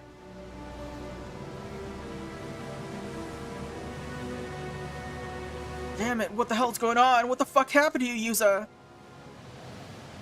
How could you just die like that? Out of nowhere? You managed to live through the disaster 5 years ago just to die like this? And still, the whole island turned on you, blamed your mom for everything. They rejected you even when you said you wanted to become an armor diver. What the hell did you ever do to deserve that? You never once complained, just kept going like it was nothing. You did everything right. Someone like you deserved so much better. You deserve to be happy, damn it. I would have done anything to make that happen. Even be your boyfriend. And yet I couldn't do a damn thing. I'm sorry. I'm so damn sorry, Yuza. shouldn't have been the way for you to go. How could the gods think this is fair? How? Hey, Tsukasa. I know this is a terrible time. But there's something important I need to tell you. Yeah? Go ahead. Are we sus about her? I don't think Tsukasa's the assassin, but I should make sure. But I can't hold up my mirror right now. I should leave him be for now. There aren't many people around here, so it's nothing like the chaos in town. It's so quiet here, it almost feels like the whole nightmare earlier was just a dream. If only that were true. Check out that bum. Look at those torn jeans.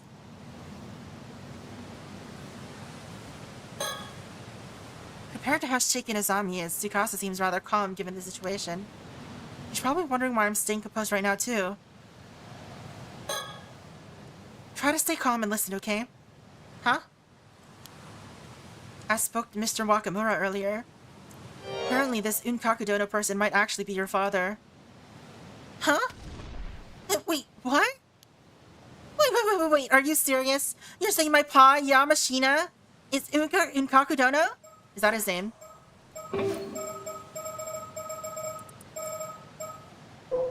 No, this is that guy, but he's 70. It's gotta be his, like, son or something. No, he doesn't have a son. He's unmarried. Well, guess her dad is, like, fucking 60 years older than her. That's a grandpa. That's what he said. Not sure if it's true or not. But Mr. Wakamura has already made up his mind. He's convinced that makes you the assassin. Vim and vigor. If he finds you, who knows what he'll do. But then again, if he's unmarried and she's his daughter, that suggests that he had extramarital children to begin with, which means she could still be his granddaughter. Huh? That's crazy talk. Me, an assassin? Come on, that makes no sense. I know. I don't believe it either. You're an incredibly loud person. That's why we need to find the real assassin as soon as possible. Yeah, but easier said than done. Could be his great-grand, too, yeah. Sato. Tsuyu's gone, and so is Yuza. What? Sato! Tsuyu's gone, and so is Yuza! Yeah, I never thought it would come to this. I'm scared. What are we supposed to do? I didn't manage to find out any more information about the Curse of Raging Waves. Right now, we have to find the assassin. Earlier down by the bay, I saw the cursed shadow again, as well as someone running away. Wait, the shadow? Huh? Sorry, I need to check something curse-related real quick. The curse? Oh, right, earlier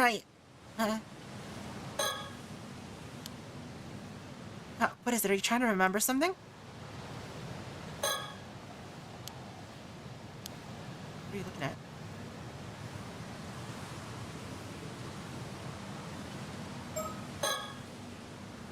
I know, I can check with the hand mirror to make sure the shadow isn't nearby.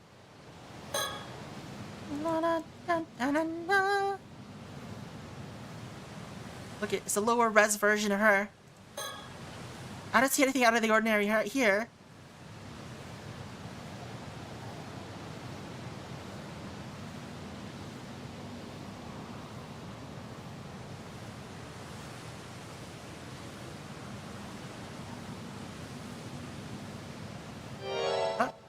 Damn it, what was it? I can't remember. Whoa, don't scare me like that. Tsukasa, what's the matter? I guess the shock had made me forget. Right before it happened, Yuza realized something important, but I'm blanking on it now. Something important. Yeah, Yuza said he figured out the condition that the curse needs to affect someone. I started he said something about people being marked by something, but I can't really remember. He was about to say who the culprit was too, and then, well, that happened to him. Marked. I can't remember. Something about the moment's making me sick. Oh no, Tsukasa, it's okay. Don't force yourself to remember. Oh, but still, I do remember one thing he said. He thought that the curse could only target women from the island, but now that he was targeted... Hold on a second. I think I see what he was getting at.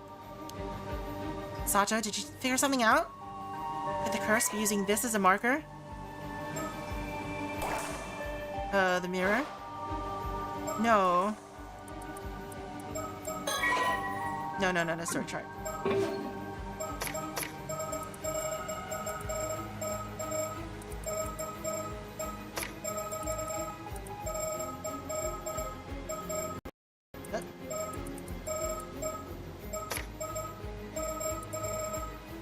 Where's the Seimon and Domon? Mirror?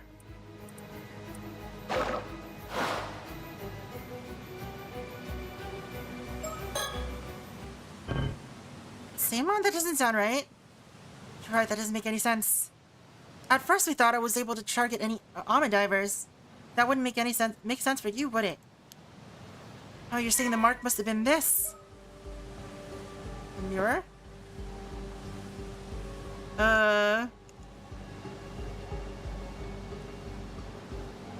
Kameshimaru. Huh? A Kameshimaru? Yeah, I was thinking the same thing. It's gotta be the Kameshimaru hand mirror. Oh, so you already figured it out.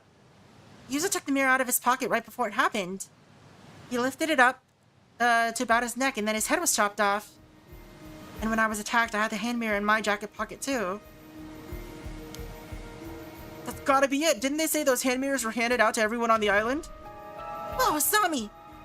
You're feeling okay now? There was one person handing out mirrors. For free. Yeah, I'm fine. Sorry you had to see me like that. But then she's dead now too, so... But if we're this close to finding out who did all this, and this is no time to be moping around. First things first, if either of you still have that mirror, get rid of it now. Good point. So, Sato, you figured it out, huh? Haven't you? The one behind this curse? The assassin who used the curse to kill so many. I know who it is. Yeah, it's gotta be the person who gave out hand mirrors, so... It wasn't me. Kikuko, but she's dead. It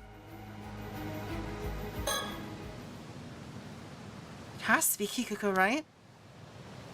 Well, you're saying she never actually died? Wait, you're saying Kikuko was killed too? Yeah, I saw her lying in a pool of blood by the jetty. You did? I was just there earlier. I remember seeing a large bloodstain, but no body. Really? I guess someone must have moved her? In all this chaos, who's got time to move a body with everyone panicking like this? Where would they even move her? There were so many dead. We barely have the time or space to lay folks down and cover them up. That's true. Then maybe she never actually died? Managed to get up and walk off on her own? But if Kikuko's the assassin, why would she let herself get hit by the curse's attack? Wait, if she managed to get up from the death... I mean, I doubt it, but maybe she's immortal like you, Sato? But what? No way! Huh? What was that? You said that so casually, but I could have sworn you just said that Sato is immortal? We gotta catch you up, Azami. It's fine. Don't worry about it. Well, it's kind of a long story, but yeah, that's basically what it boils down to. Oh, so that's what happened earlier. That explains what everyone was talking about. Still, I don't think there are others like me out there. You think so? Is it really that rare? I don't really have any frame of reference. I have another theory that's more likely. Azami, did you get a good look at Kikuko's wounds? I mean, not really. It was pretty dark out and we were kind of panicking. Wait, are you saying that maybe she wasn't actually hurt at all? The most likely explanation is that she got up after faking her death. Maybe she faked being a victim using fake blood or something to avoid suspicion? Alright, if we check Kikuko's thing, it did say that she left the island for a while and then only came back more recently.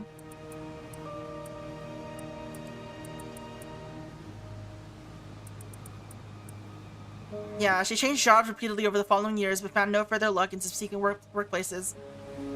That's probably when she met Yamashina, or whoever, yeah, whoever is setting up this.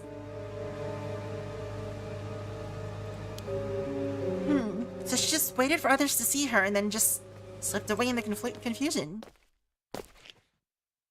Oh, I guess the cat's out of the bag. Wait, oh, I guess the cat's out of the bag. Huh? Kikuko, you really are still alive. Yep, hate to break it to ya, but I ain't immortal or anything fancy like that, just fake blood is all. I was hiding up by the lighthouse, but then I heard you all talking, so I figured I might as well come out. How? Did you hear us talking from the lighthouse? Too bad you figured it all out. Really is no turning back for me now. Thought I was told to bring you in, even if it means killing every last person on the island. It's the shadow. Doesn't matter, we've already tossed those damn mirrors. The curse can't touch us now.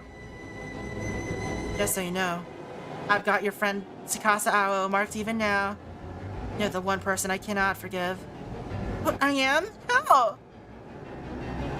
The cursed target wasn't just tied to the hand mirrors? She's just bluffing, Sato. Get behind me. I'm not gonna let her take you. It's pointless. Disobey me and Tsukasa will be the first to die. I'll have no other choice. No, I surrender. I'll go with you quietly. What? Sato, what are you saying? Now is not the time to be joking. I know, I've made up my mind. Can't let anyone else get killed because of me. I got pinged on Slack.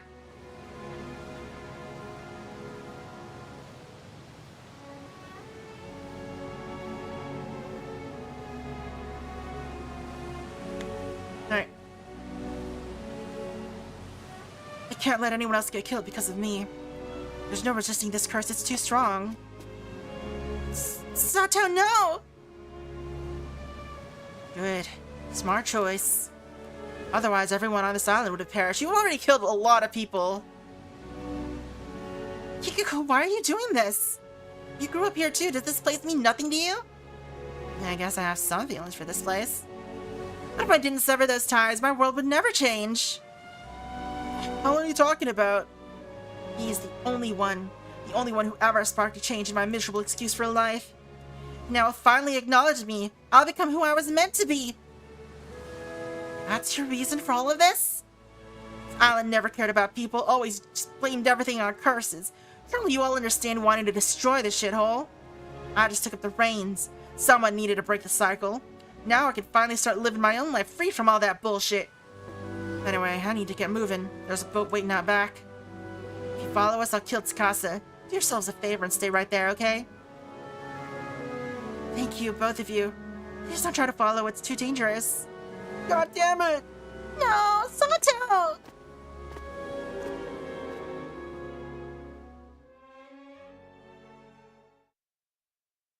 Unfortunately. I can't have people that know my identity just walking away, especially not you, Tsukasa. Uh-oh.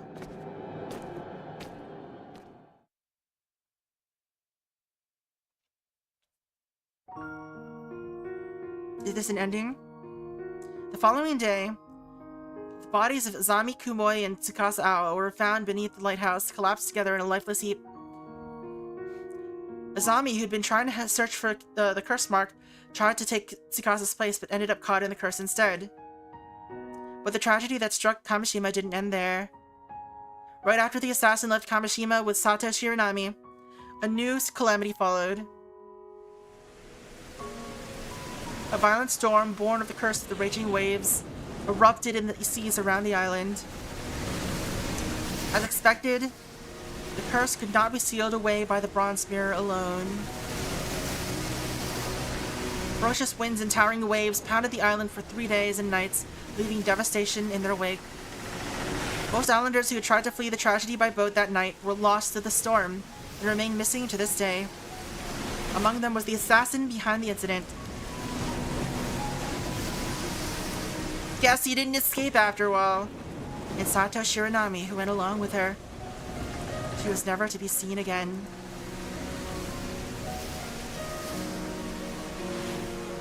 Ending number 1, The Tragedy of Kamishima.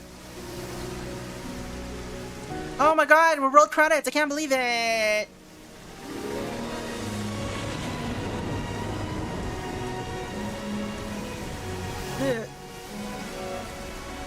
Gotta stretch.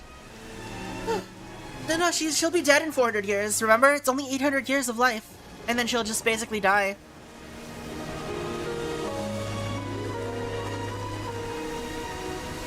I guess since no one else has tested how long it is, Maybe it isn't actually 400 years or 800 years. Maybe it's more.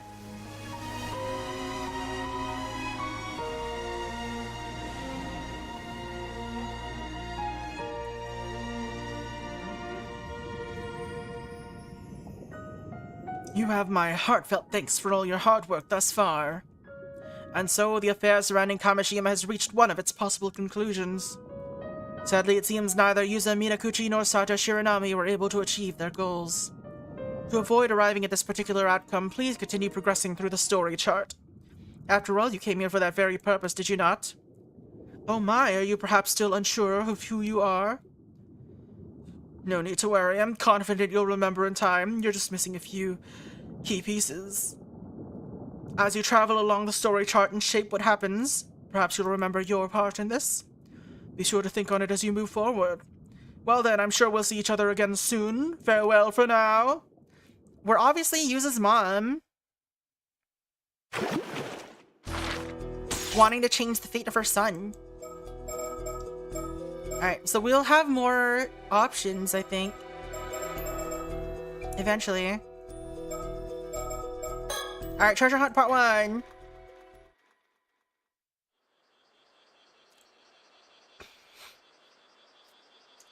The cursed symbol! Kamishimaru! Now then, I believe it is time we discuss our strategy. Sure. What do you mean by strategy? It should be obvious. We must reflect on all we've learned if we want to move forward. Seems to me she knows her fair share of both useful and useless facts. It's time we get down to business, though, and defeat these Huns. My pilot, faithful travel companion of several decades. This is the Murakumote. It's a small inn located in Toba. It's a laid-back inn that feels more like a private residence than a hotel thanks to the attentive staff. I could barely count all the different fresh fish we were served for dinner last night. I have not felt so full in a while. Each room is equipped with a mosquito trap. They tend to come in through the windows on hot days. It's a neat contraption, you just plug it in and place it, and it will kill any nearby mosquitoes. Traps like these are reliable, as well as easier and safer than the combustible type, so they've gotten quite popular. That sounds very useful. A hanging scroll perfectly complements the tatami room. This room may not have a dedicated alcove, but the scroll still ties the room together. How lovely! Why is there so much stuff to examine? Extra lights for the room. A lot of attention was paid for creating a comfy atmosphere for the guests. Not a lot of attention was paid to zip tying or anything. The cord, though. It may resemble an L-shaped dividing screen, but I think this is actually a towel rack. You're close. It's a small clothes rack. I see, so that's what it is. Yes, normally it's used to hang kimonos, but this one is quite small. So I suppose it'd work well for towels and other small garments. You're quite knowledgeable. Tiny bear traps. This is a poster advertising the island of Kamishima. I'd love to pay a visit to a remote island like that. The name is intriguing too. Yeah, Kame means turtle, doesn't it?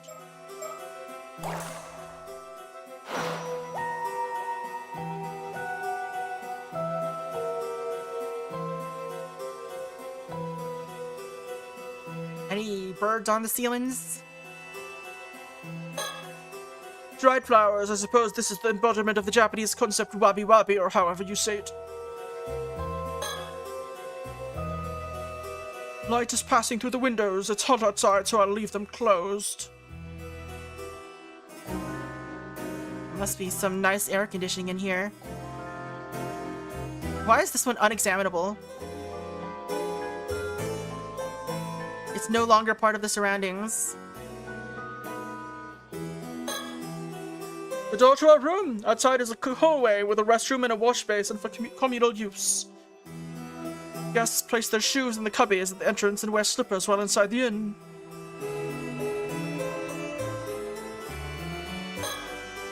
Worried yesterday that Circe might struggle to sleep on a futon in a tatami room like this, but She looks well rested, so I suppose she's used to it. On the other hand, I on the other hand, was too excited to get much sleep. Got a Doctor Who vibe, Doctor Who vibe from this music? Is it the theremin?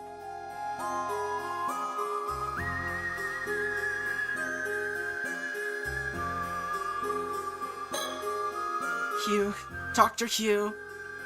Hugh did this. Some of the notes I've taken, the information in them is not substantive and likely of no use.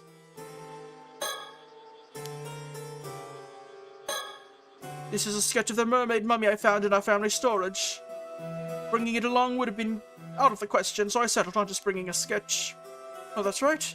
I still haven't told Cersei why I'm searching for mermaids. Oh, this is the business card from the guy we met earlier. Tis, we managed to glean some surprisingly good information from that exchange. Flashback!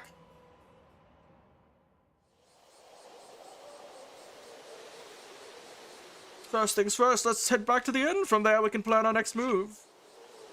Pardon me, but would the lovely lady and handsome gentleman be willing to spare a moment? Why, yes, the gentleman does have some time. I suppose that makes me the lady, then. Oh, it's you. Who are you? Who's this? You've been following us for quite some time. Oh, he has? For how long? That's the Isa Grand Shrine, I believe. Really? Maybe you should try to keep me apprised of things like this in the future, Sissy. It appears I wasn't as stealthy as I thought. My apologies for the indiscretion. But you see, the two of you piqued my interest. Foreigners in Ise Bay searching for mermaids. You overheard everything! How embarrassing! Avi hollering won't lessen the embarrassment. How rude of me. I ought to introduce myself. I'm an event planner here in Ise City. My name is Kipe Ikoma. Oh, fancy business card and everything. What a charming fella. That name is familiar. Would it show up in here?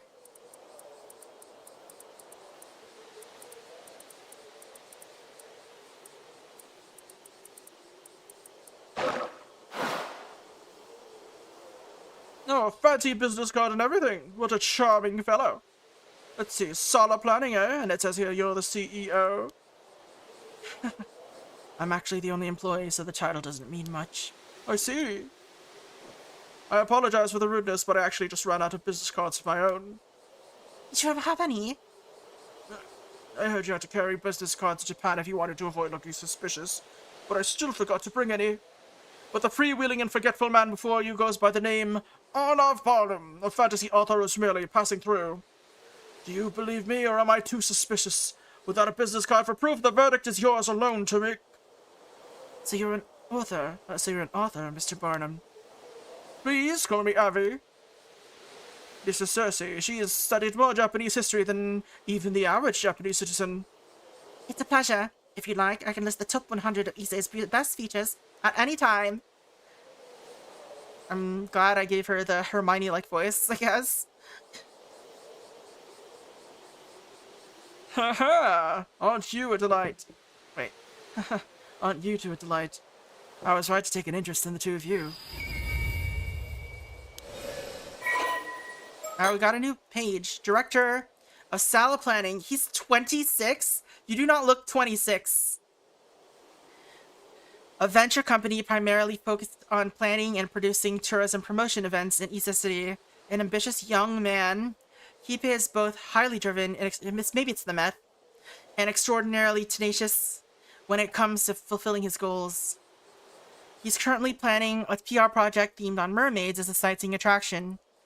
About 6 years ago, with the support of wealthy tycoon Yoshiatsu Yamashina, Kipe moved to Ise from the countryside with nothing but the clothes on his back and an eye to making his fortune.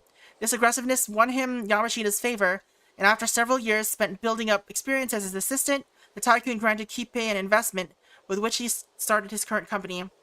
Although Yamashita could be said to be particularly strict with him, this is a reflection of the high expectations he has for his future. Kipe is often told that he looks old for his age, but as this means he is not taken lightly when doing business, he sees it as an advantage. Forgive me for my bluntness, but would you mind sparing me a few minutes? I'd love to talk a little longer. I suppose that could be arranged. Man, Avi cannot turn his head 360 degrees. Gusts of wind graze this lovely observation deck. I thought she was totally absorbed in our sightseeing, yet she noticed we were being tailed. Impressive if I do say so myself. She's probably cheating with her spirit senses. What do you think, Cersei? Feels like a scammer who targets foreign tourists. Quite the blunt one, aren't you, young lady? I keep forgetting what his voice is. Quite the blunt one, aren't you, young lady?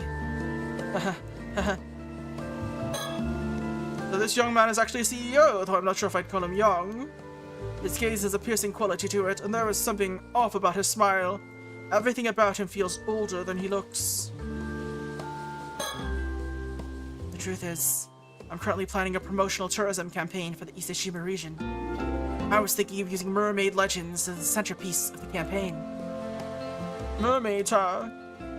I am sure you're already aware of the mermaid legends of Ise Bay, yes? I thought we could hold events and exhibitions centered around such legends to attract tourists. I see, so that's why you are interested in mermaids. Additionally, the Iseshima region is also famous for its pearls. I believe mermaids and pearls naturally complement one another. True. There is also the famous legend that a mermaid's tears turn into pearls when they are washed away by the ocean. The red pearls of Iseshima. Oh, such a story would do wonders for driving tourism to the area. I believe these oversized suits, known as soft suits, are currently quite popular in Japan. Perhaps he's trying to be taken seriously as a CEO. He certainly is putting a lot of effort into his appearance. Does this project mean you're knowledgeable about mermaids in Ise than Mr. Ikuma? I suppose it does. I know a fair bit. For example, there are some mermaid legends that most people have never heard of. Oh, do share. A long time ago, there was an island south of Kamishima known as Taishima. Have you heard of it? I'm afraid I haven't. It rings a bell. It was called Taishima by some. That's absolutely right. It is said that once upon a time, 3 mermaids lived on Taishima. Wow, 3 of them. Tell me, were they human mermaids or fish mermaids? Human mermaids? Well, I suppose their upper bodies were human, so I suppose you could call them such. There are mermaid legends that I just made up. I see. And that would separate them from the 3 mermaids discovered in Betsuho during the Heian period. Oh, this is the first I've heard of this tale. However, Taishima sunk about 400 years ago during a natural disaster. The mermaids seem to have vanished after that. Well, that's such a shame. Regardless, it is said that the 3 mermaids were named Sobae, Nagame, and Hayase. So the mermaids were named too, huh? That definitely adds to the authenticity of the story. Pardon me, Mr. Ikuma. I never came across such concrete information. Where did you learn this? I don't blame you for questioning my source. I don't blame you for questioning my sources. I also haven't managed to find any records of this tale. You see, the story was passed down through word of mouth. As it turns out, there was a single man who managed to escape the island's destruction. His descendants have kept the legend alive. So it's one of those descendants you heard the story from. That's right, they live a modest private life these days. When the story comes straight from a descendant like that, it does lend some credibility? You keep saying things that lend credibility. Things lend credibility. Amazing, a brand new mermaid legend. The real question is why? Why? There's a long history of people making up legends to drive tourism. Such stories linger on, despite the veracity being entirely unverifiable. I suppose. Something the matter? It's nothing. It's nothing. We should take his tale with a pinch of salt until we can identify its source. Right. I would love to inquire deeper about these Taishima mermaids. If you don't mind, could you share the identity of this descendant you speak of? My apologies, but I'm afraid I cannot oblige. He's not the friendliest sort. Even I have trouble getting her to open up. No matter how many times I visit her, I always feel like I'm the only one I'm only getting part of the story. I see, that's a real shame. Now, this may not be much consolation, but I have another rumor from this descendant to share. Oh, I'm all ears. If it turns one of the rumored Taishima mermaids, it is said that a few decades ago, one of those mermaids turned human and now lives among us. No kidding. She became human. Does ring a bell, though. Why, that is exactly like the story of the Little Mermaid! What an exciting discovery! Hey, I didn't know that this was gonna come up when I named my stream The Little Mermaid 2, Ariel's Curse. You say this was only a few decades ago. That makes it quite recent. This former mermaid could even be walking among the people here as we speak. If the story is true, then yes. However, I'll concede that even I find that story hard to believe. It is a little fantastical.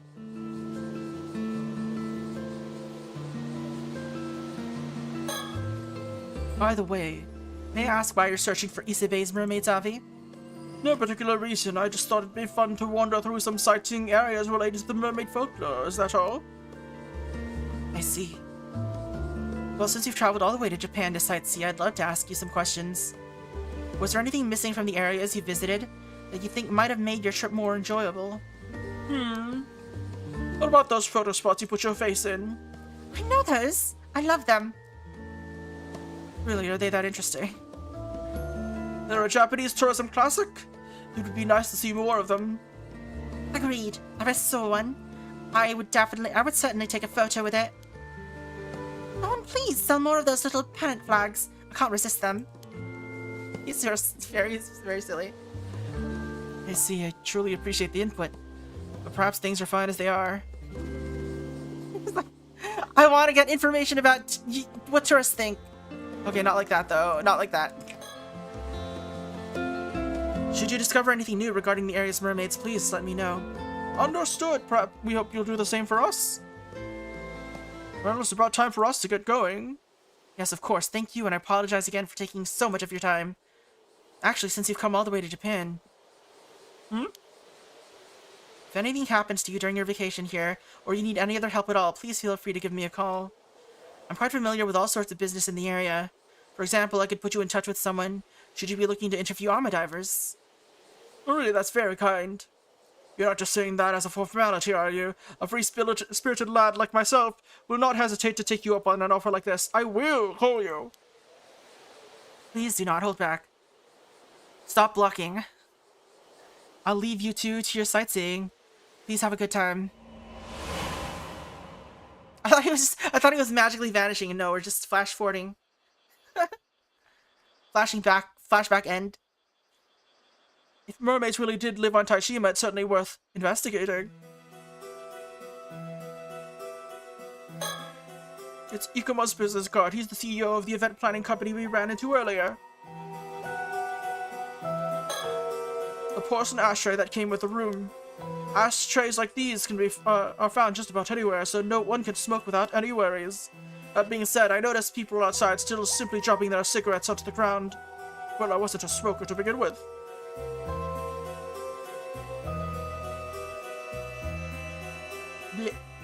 There doesn't seem like there's anything else.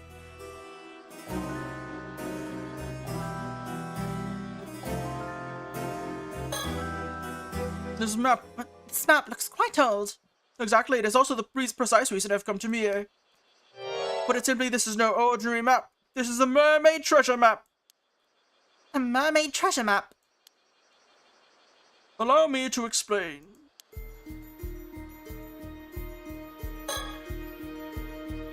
I found this mermaid treasure map in the family storage. I should explain it to Cersei.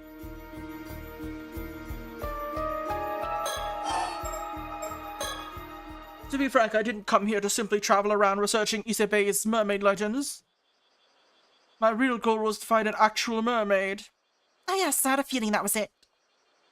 So you already know, exorcists sure have some keen instincts. What will you do if you find a mermaid? Do you want to become immortal? I suppose, might as well, considering all the trouble finding one will be. Your reasoning is unexpectedly uninspired.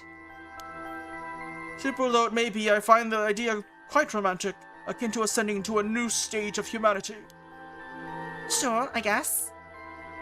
I take it you disagree with my thinking, Cersei? I think Cersei would probably prefer to wait a few years before becoming immortal if she's gonna be. I fail to see why my opinion should matter here. What you do is your decision to make. Although I'm not certain that an immortal can still be called human. Still, your decision is irrelevant to my duty, so I'll try not to interfere. Actually, meeting an immortal would be a rare, once-in-a-lifetime chance. Please transcend humanity and let me examine you. I prefer you if you didn't speak to me like a research specimen, but I'll overlook it for now. Now, I do wonder if immortality would actually bring you any happiness. When you look at old folk tales, it tends to be less of a blessing and more of a curse. Geez, don't say that after I already made up my mind at everything. I'm sure you'll be alright. If you tire of immortality, you need only embark on a journey, like a modern-day Yao Beacony. That is one way to look at it, though I think the nun part might be an issue. Well, I shouldn't get too far ahead of myself. There's no immortality to be had until I find a mermaid flesh to bite into. So let's start there. Understood. I'm also quite interested in finding a mermaid myself. Searching just for the mermaid if a mermaid meat alone seems like a waste. Agreed. The best way to go about this would be to find a living human mermaid. This is quite exciting. Now, this is what I call a true adventure. No matter the era, there's nothing better than a quest for the unknown. I found this map in the old family storage. It was left behind by my great-grandmother. If she's your great-grandmother, that would make her my great-grandmother's sister. I heard she was exiled from the Lunarlight family because of her eccentricities? That's correct. She was quite fond of the occult and amassed a number of suspicious curios over her lifetime. As a child, I loved searching through the storehouse that housed her collection. It was like a treasure hunt of wonders, a demon's tale, a Yachi's bone, a book of black magic, Ogopogo's tooth, a piece of a UFO, a crystal skull. Are you sure you're not thinking about, Indiana Jones at this point? I cannot vouch that any of it was authentic, but it was still so exciting to look through. It's no exaggeration when I say that this very storehouse is what led me down the path of becoming a fantasy author. I suppose that's the kind of formative experience an occult writer needs. Just so, I have to thank my great-grandmother. She's the reason I can put food on the table. And among the items in that collection was this. I see, a mermaid mummy. Precisely. They were quite prevalent at sideshows and the like all over the world in the 19th century. Mermaid mummies from Japan were quite popular because of the high quality. A number of them even made their way to Europe. Huh. This one probably made its way to the family storage around that time. It was probably passed from one seller to another until it ended up in my great-grandmother's hands. How are you so sure it was made in Japan? Well, you see, I gave this mummy a thorough investigation. I even took it apart. Sure enough, it was made of wood and paper clay. But lo and behold, I also found this map inside. Truly, you found the map inside a mummy. Was it my mummy? Whoever made it all those years ago must have snuck the map inside. I doubt my great-grandmother had the slightest idea it was even there. That's an incredible discovery. It is simply tantalizing, is it not? There is not a doubt in my mind that it will lead to a most thrilling discovery.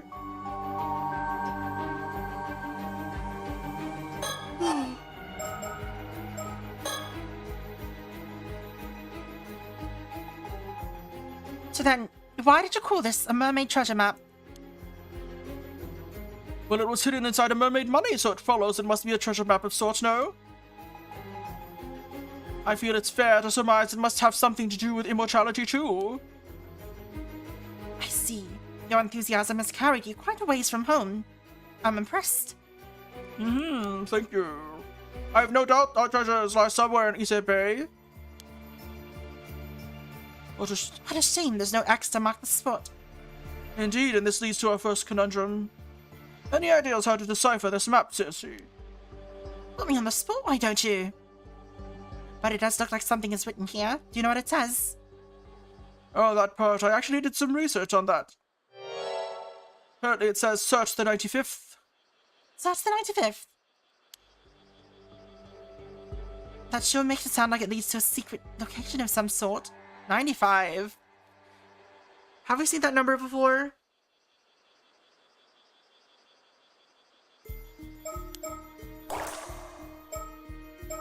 Oh.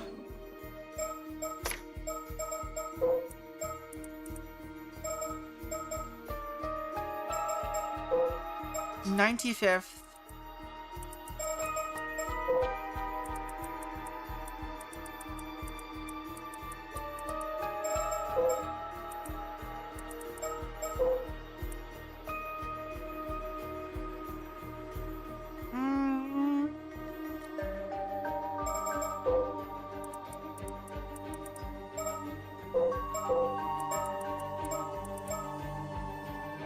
A 100 famous Japanese scenic spots.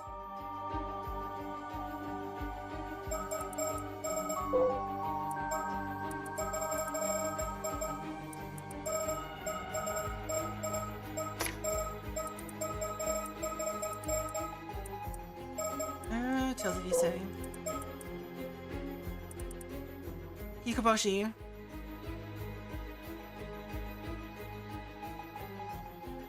Man finally manages to meet her after patiently waiting for the right moment.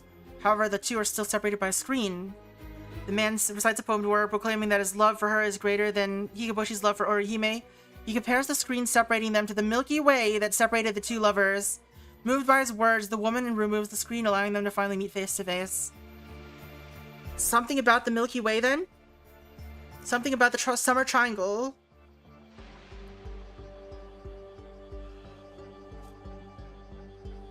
This is an old. This story. These stories are old, right? 125 episodes. It doesn't say how old they are.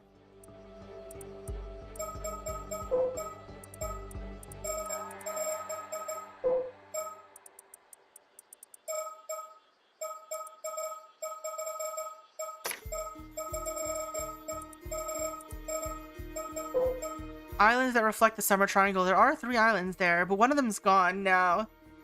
Maybe...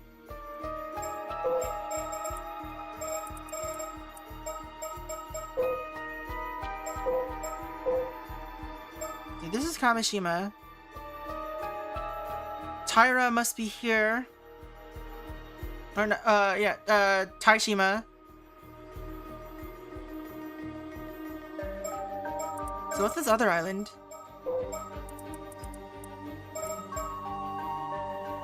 Well, Taishima is south, though, I think, from Kamishima. So it's actually over here. That would fit.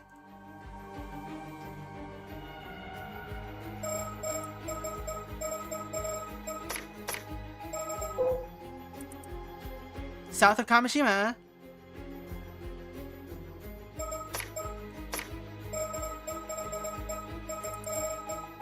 That would match the angle better, I think. Oh yeah, it's hard to say.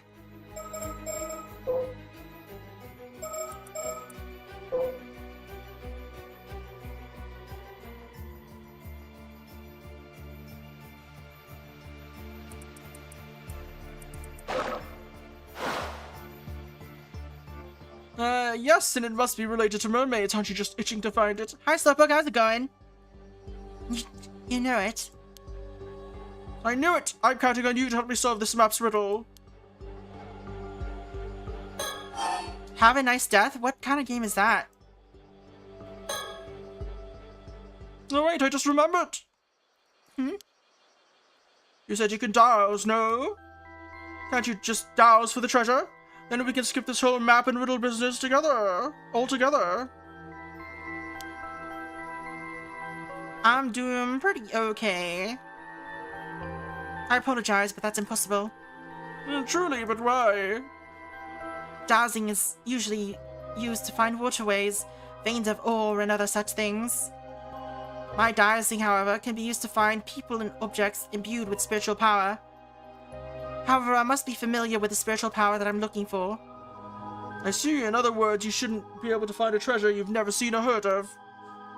Yes, the distance from which I can detect the source also depends on how strong the spiritual power is. It's not quite the superpower I thought it was. I say we've had enough of a diversion. Let's get back to investigating your map.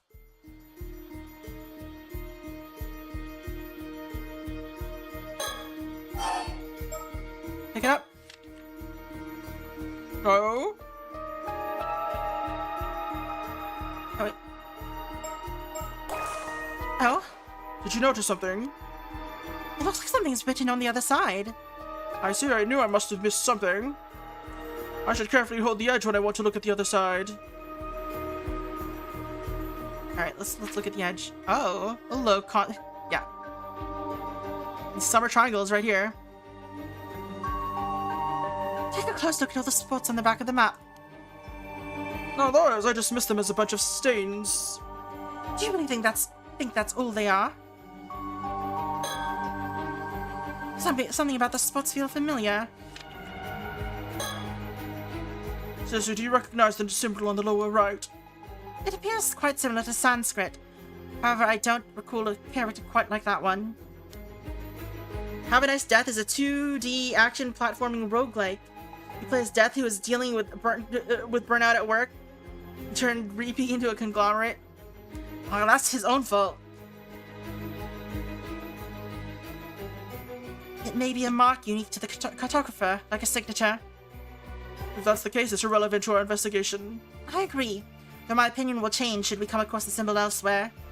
How goes this game? We have got ending number 1, but it's a decidedly bad ending.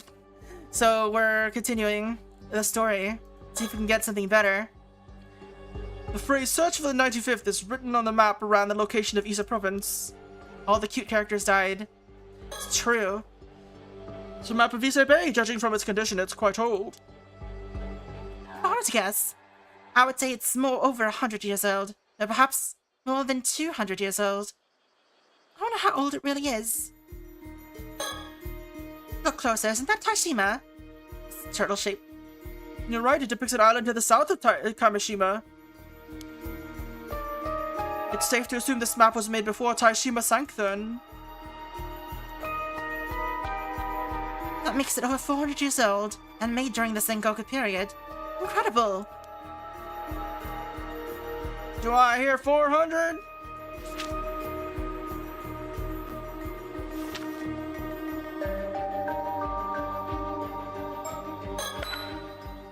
Eureka! Inspiration strikes! I figured it out! Did you? Where's the treasure? Pointed a location on the map. Alright. I may be less inspiration struck than I first assumed. I'll have to think on this a bit more. Search the 95th.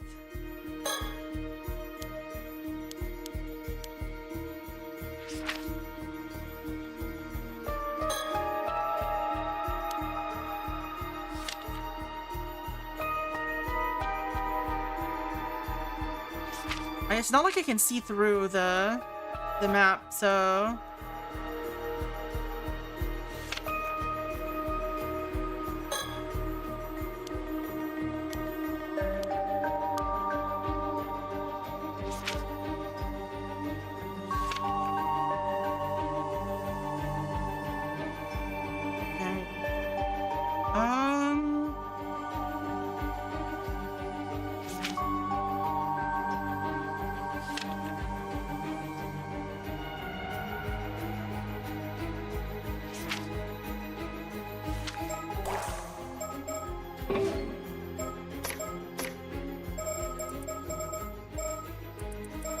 doesn't mention the tale of the other two here, Umeboshi, whatever their names are.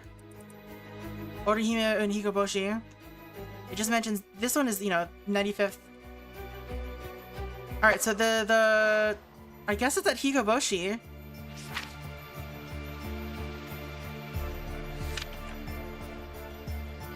But where is Hikoboshi? It's like right here.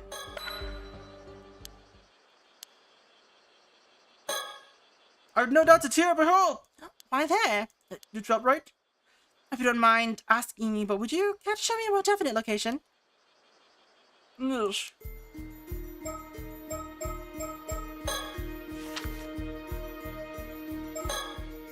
The location indicated on this map is well hidden. At least Cersei is here if I need her assistance. What do you have to say, Cersei? I believe I've noticed something about the map. Would you like me to share my discovery? You have?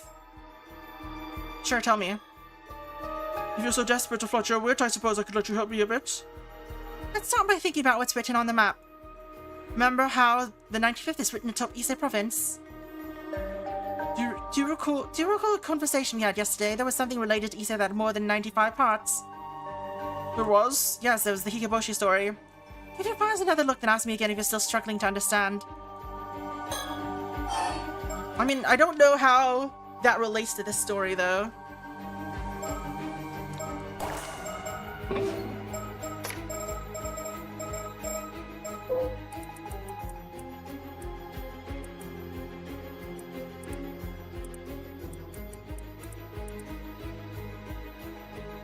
The two are still separated by a screen. So the screen, maybe? But where's the screen?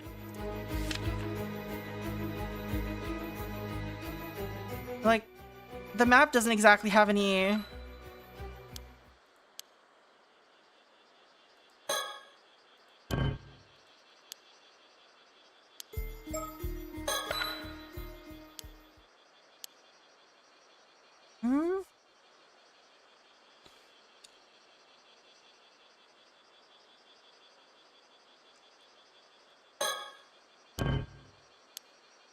Oh, what did it say?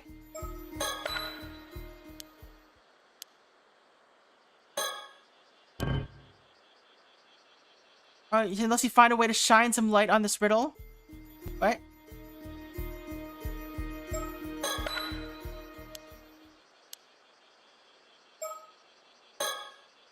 Maybe I have to flip onto the back.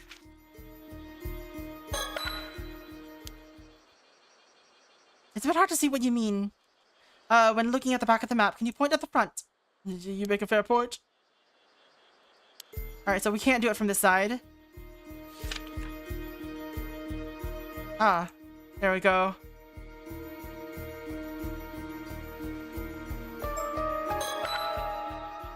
I'm on fire now, no more mistakes from me! Have you figured it out? I've no doubts left, it is there, behold! Oh no, it makes you say so. Mm-hmm.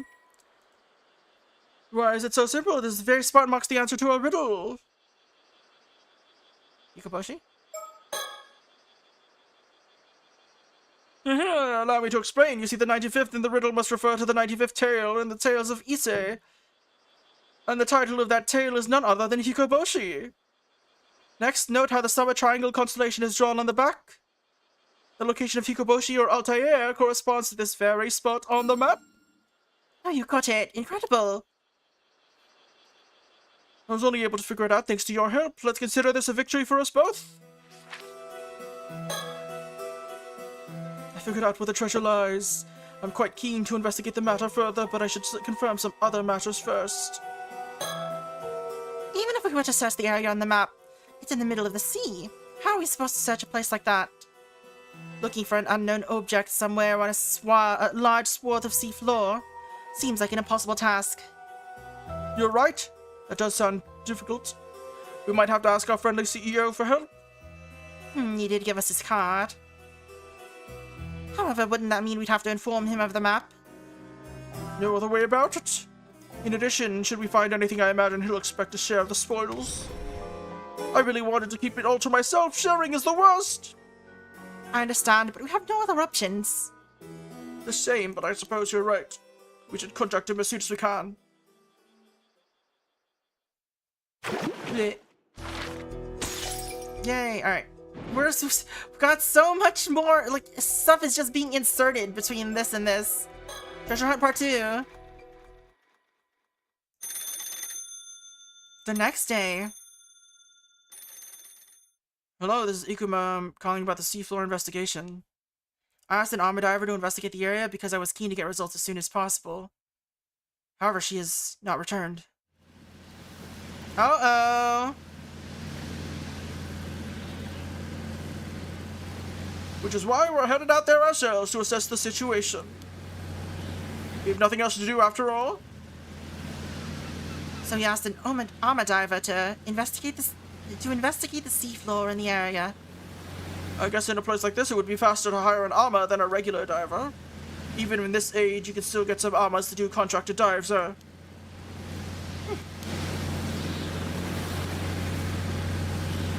So I guess maybe this is the woman who vanished that has appeared in other stories so far, other chapters so far. That got turned into half mermaid. It appears she was contracted to investigate for about an hour, at which point she was to return even if empty-handed. I suppose the intent was just for her to survey the area to start with. However, after several hours passed, no word from the diver. I could see why Ikoma was worried. We'll start by checking out the location. We can request a police search after if need be. Cersei, do you have a bad feeling about this? I do, ever since we first heard about this. I see.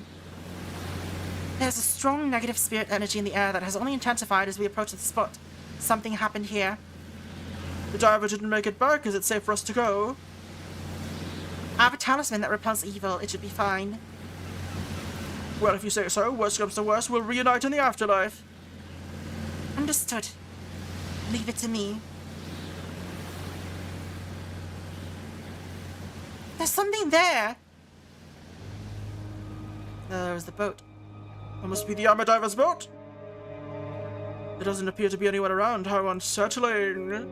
You're right. Something terrible happened here. Is it really that bad? It is. I can tell even from this distance. It's coming from the bucket. It's saturated with sinister spiritual energy. There's some real powerful curse inside. Inside the bucket? Does that mean the armor diver found something on the sea floor and brought it up to the surface? Or perhaps succumbed to the curse while trying to get it out? Yes, unfortunately. As we cannot say for certain what misfortune this curse may call forth, I need you to remain cautious. Can you dispel curses, Sissy? It depends on the curse itself, but I believe I may be able to handle one of this caliber. That's a relief. Is it safe for both of us to approach that boat, though? Yes, it's fine. For me, at least. Understood. If anything happens to me, then I'll leave the rest to you.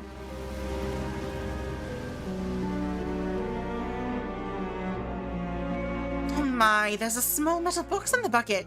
This has to be the source. Can we take it? Yes, provided I can overpower the malice it's engulfed in. Ha! That was it. Should be safe to touch now. I'll leave that part to you. No problem. It's pretty heavy. What do you think this box is exactly? It appears to be quite old. It likely dates back to the same time period as your map. Here, take a look at the symbol on the top of the box. Do you recognize it from anywhere? I saw it on the map. Oh, this is that strange symbol we saw on the map. It's fair to say that the map was leading us toward this exact box. That only makes its identity all the more intriguing. Why are you the one handling it? There's some strange lines on the side. Perhaps there's some strange lines on the side. Perhaps it's some sort of pattern. It appears to open from the it appears to open from the top, but it's not budging at all.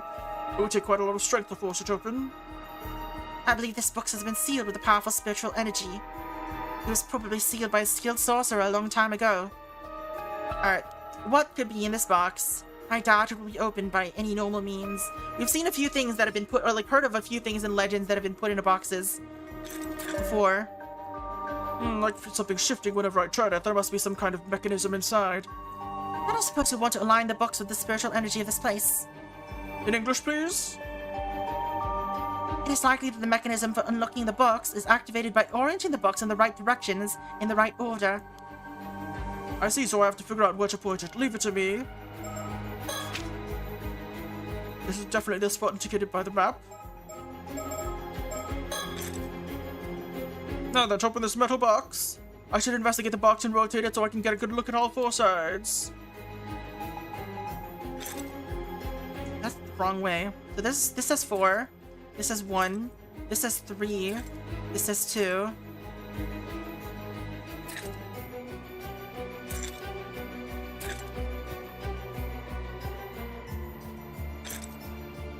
They look like clouds. 4 islands. There's clouds.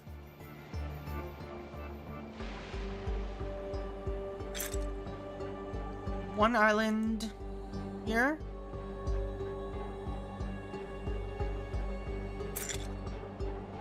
These islands here.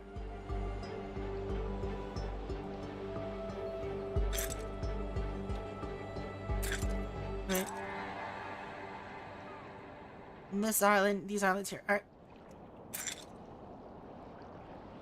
Are these clouds? Or are these mountains? There it is. I felt something move inside the box. I must be on the right track. Hydrate. Alright, I'm gonna hydrate. Let me pour some water out. Get myself some hydration. Dry Haitian.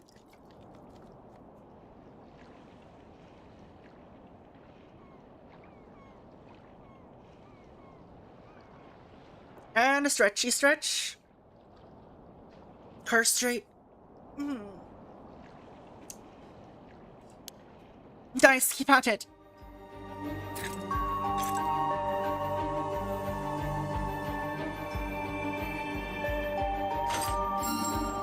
Alright, I'm on fire. That's 2.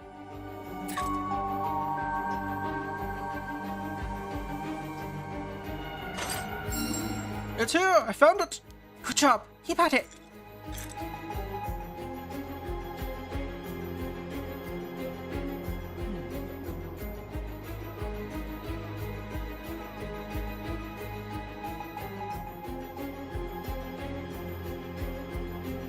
I mean, it should be this, but it's a little farther than usual. There it is. So the island that we're looking for is missing. Yes, it's open. Because that's probably where Tashima was. Congratulations, what's inside? Let's see. And what is this? Uh-oh. Found a curse, whatever it's called. Where we become a curse bearer. This is the curse of the mermaid thing. Some kind of small wooden carving. Oh. Curse stone. Curse of the Forsaken Fish. Oh, hi, mermaid lady. Oh, something came out! Yikes, what is this? Make it stop! A deep and powerful, a painful, resentful memory has invaded my mind.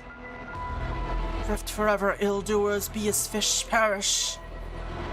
You've acquired the Curse of the Forsaken Fish Curse Stone. You can use it to turn people into fish and kill them when they are submerged in the water of Ise Bay. It can even be used at a distance, provided the target meets the requirements. Press the Use Curse button when you wish to use the curse. Why would we ever use this curse?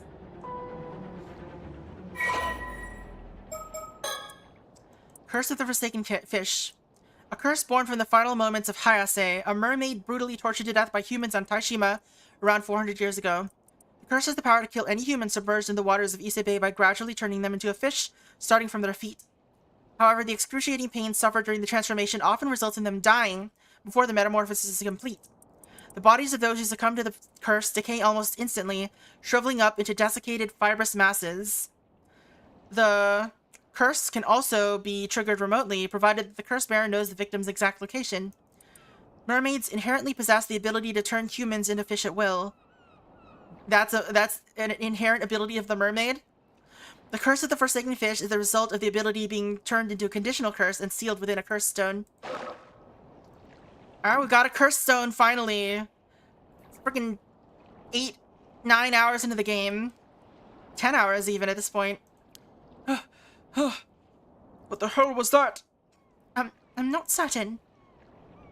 But I believe we may have just acquired a curse tool known as a curse stone.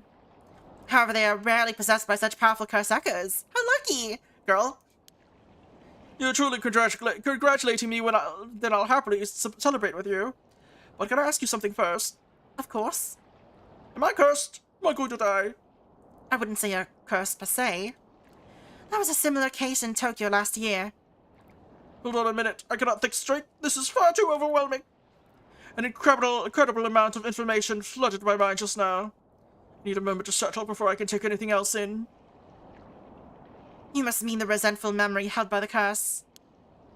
It's a phenomenon wherein the events leading up to the curse forming are passed on to the curse bearer so that its grudge will spread. A curse bearer refers to someone who is haunted by a curse echo and thus able to use the curse. Stop! I've already told you I can't take any new information. You're doing this on purpose, aren't you? I'm going to turn you into a fish, Cersei! How ironic, because Cersei would have turned people into pigs. Alright, curse echoes are the visual manifestations of curses. These manifestations are... this is stuff we know from the previous game. Unimportant game mechanic stuff. I think I just learned why Taishima sunk 400 years ago. Let me sort all of that first. Really? Tell me, tell me! Yeah, give me a minute. Date unknown. Later in the afternoon. Are you not going to tell us now?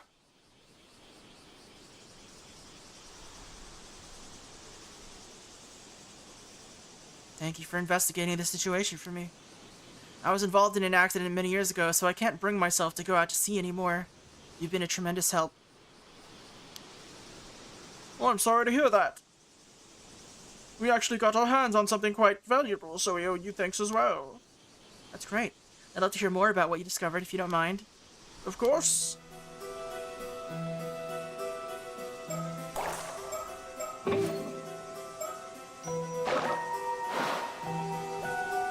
Oh, they look similar.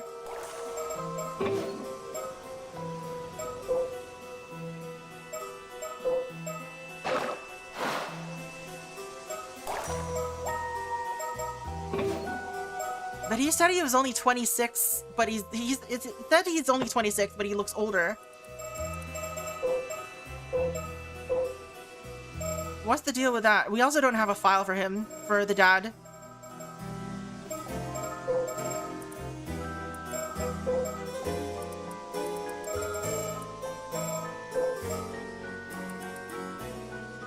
But about 6 years ago is too late, or is too early. Or to have been, like, he disappeared or anything. So I think it's just, he might just be this dude.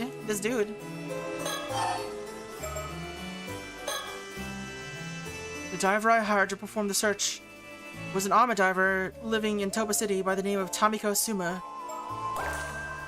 Did we know that name before?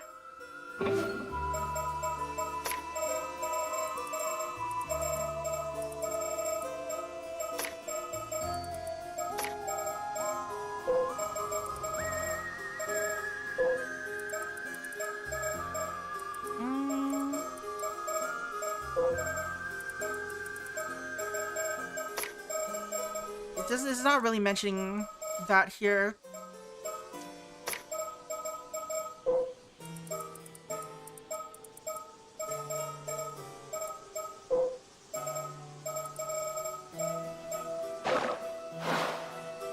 You don't think they named the missing one? Alright. I thought there was no way we could pull off the search, but that's when she agreed to take on my request. I feel terrible about what happened. I can only hope that she's still out there somewhere unharmed. Yet no way of knowing how dangerous this job was. Please, I'm the one who sent her out there. If there's blame to take, it's mine. But still, what exactly happened out there? About that, let's start with this metal box the Ama diver found. Please do. He may look scary, but his demeanor is surprisingly gentle and kind. He's a very polite young man. People like him tend to be misunderstood because they're a little awkward. He must struggle with that kind of thing a lot.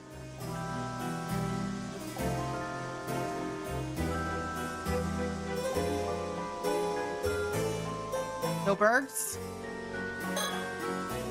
Even when a curse fell into her lap, she managed to remain calm. Only a consummate professional like her could be so cool and collected up with all that's happened. Will he believe us if we suddenly start talking about curses? Can we just not bring it up? I think you can explain it all without bringing them up. No, we'll see how far we get.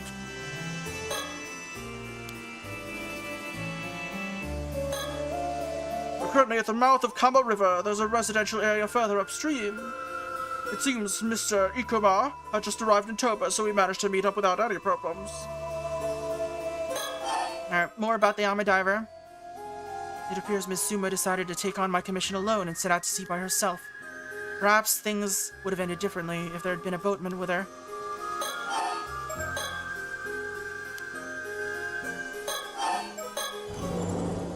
So basically, this is the wooden carving we found inside the metal box. See, so your map indicated the location of this wooden carving. We believe so. The question is why? Why go all the way to just hide it? Or to not just hide it, but to conceal the map in a mermaid mummy? How very intriguing. I suppose a carving like that would have had some value back in the day, but to go through all that effort to preserve it like this? I believe what was preserved was not the carving itself, but the mermaid's memory that was stored inside the curse! Dun dun dun! Curse? Dun dun what now? That's right! In other words, the one who made that box entrusted it with a message, and we are the recipients! Please calm down, I'm feeling quite lost. I know you're quite excited, but I think we have no choice but to start explaining the curse. That's right! It's curse chit-chat time! You may be a bit too rational to believe what I'm about to tell you, Mr. Ikoma. Even so, I ask that you try your best. Huh? If you're ready to hear it, I'm ready to say it. Come, give me your answer in the next 3 seconds. 3! I'm prepared, please tell me. I see. So the Taishima mermaid known as Hayase was killed by raiders. The hatred she left behind became a curse that entered this wooden carving. You, Avi, then inherited her curse in addition to information from 400 years ago in the form of a resentful memory. You absorbed all of that quite efficiently. I'm impressed. This is actually not the first time I've heard of what would happen if one touches a cursed stone. Oh? Yes, but let's save that conversation for later. More importantly, you know what actually went down on Taishima 400 years ago. That's right. I know the truth. All of it. What happened? What didn't? I know it. You seem a bit frazzled. Do you need more time to collect your thoughts? There's no need to worry. I'm prepared, but it will take some time to explain. That reminds me, I meant to ask about the metal box. If it's been lying on the sea floor for 400 years, how come it wasn't discovered until now? It was most likely sealed inside a rook or something until a few months ago. That was sealed away until a certain amount of time had passed. No, I believe the box's unsealing may have been triggered by something. By the curse reviving.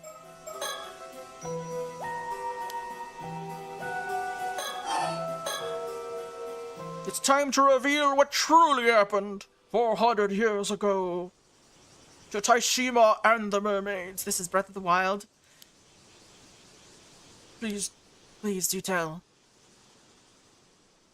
around 400 years ago, the area of Shima province, which included Taishima, was governed by the Kuki clan. The leader of the clan at the time was Kuki Sumitaka, and it was his duty to protect the secret of the 3 mermaids living on Taishima. That must have been Sobae, Nagame, and Hayase.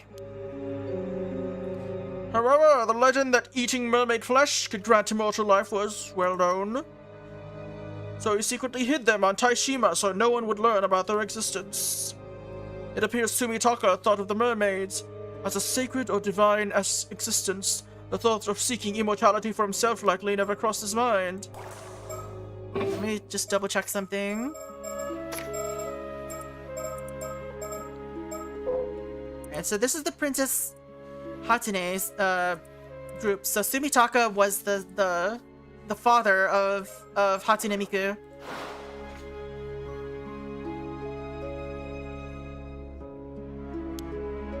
In other words, Taishima was an island where people worshipped the mermaids in secreto. Indeed.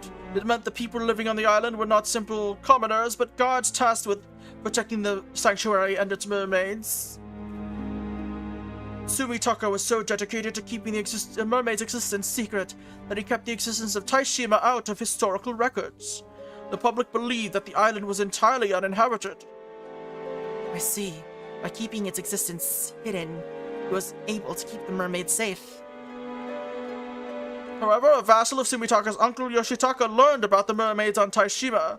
He passed this information on to Yoshitaka, who believed obtaining immortality was a must to rise to the top of an era that was often plagued by war.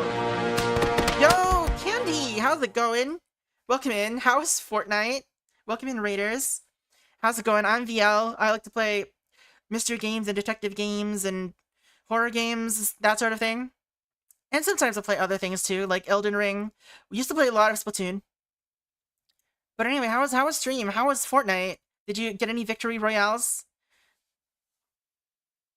And we're currently playing a game called PARANORMASIGHT, The Mermaid's Curse, where mermaids be cursing people.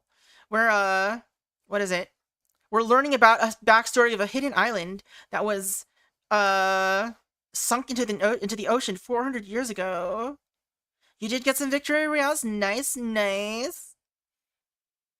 But anyway, we're gonna go continue into possibly spoiler territory. So if you're interested in PARANORMASIGHT, the previous game and this recent one, this new one, are both on Steam. So if you like kind of like mystery, vaguely horror games, it's not very scary, but it's like they go deep into Japanese folklore and mythology, that sort of stuff.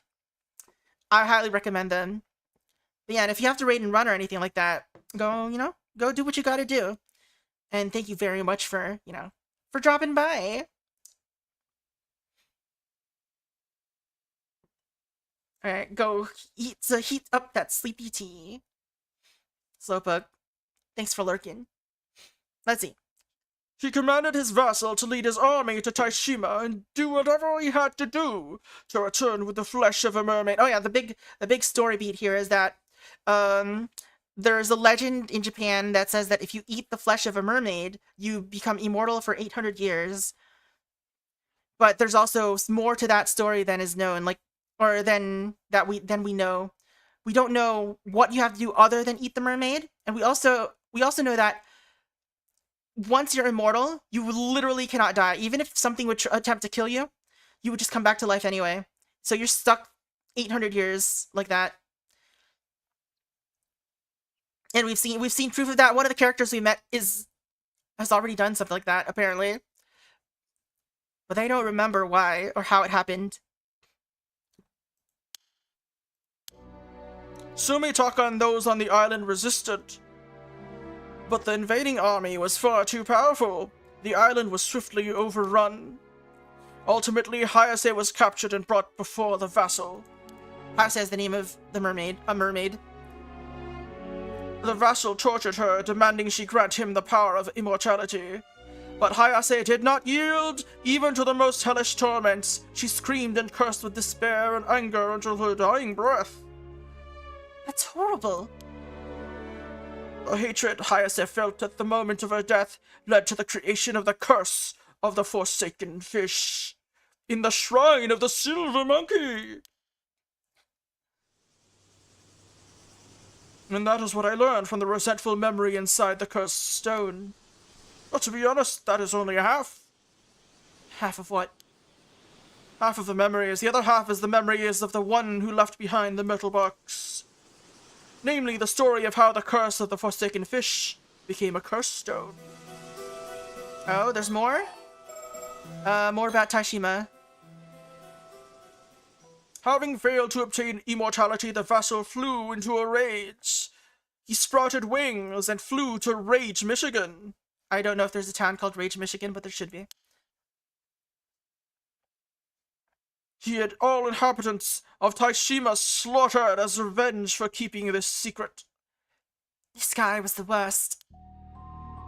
Finally, he continued his advance into the sanctuary the islanders had protected down to the last man.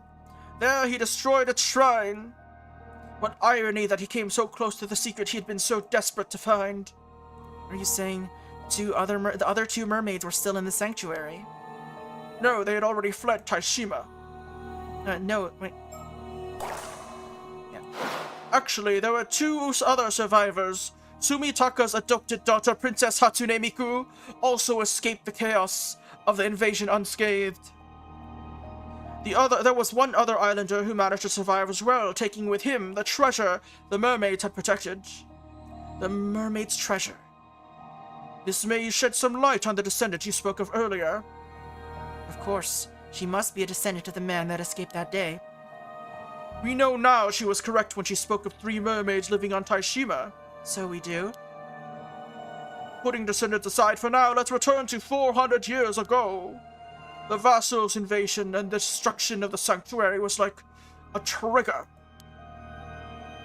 As a reaction to the sanctuary's fate and their own ill-deserved deaths, the sorrow and hatred of the islanders swirled together. And formed into the curse of the raging waves, a natural disaster that shook the heavens when it descended upon Taishima. The curse bombarded Taishima with violent winds, earthquakes, and thunder. Then, in a final act to protect Taishima's lost sanctuary, they sank it into the sea to destroy all evidence of it ever existing. They destroyed it. The small island of Taishima sunk swiftly under the waves. The vassal and all of his men were, of course, all killed thanks to the curse. But one problem remained. That wasn't the end of it. Well, what's the end of it? Taishima was destroyed by the natural disasters caused by the curse of the raging waves. But the calamity continued for many days. It must have seemed as though it would never end. Can't imagine how terrifying it must have been. Tsumitaka even sought out a famous onmyoji to dispel the curse, but he was unsuccessful. The curse would eventually sink to the bottom of the sea alongside the sanctuary and be sealed there. Only then did the calamity end. Yet it appears the curse was so powerful that it required a sacrifice to be truly sealed. A sacrifice? Not just one sacrifice, but a living one! Princess Hatsune Miku offered herself up to be that sacrifice. You said she was Tsumitaka's adopted daughter, yes? And that she lived on Taishima?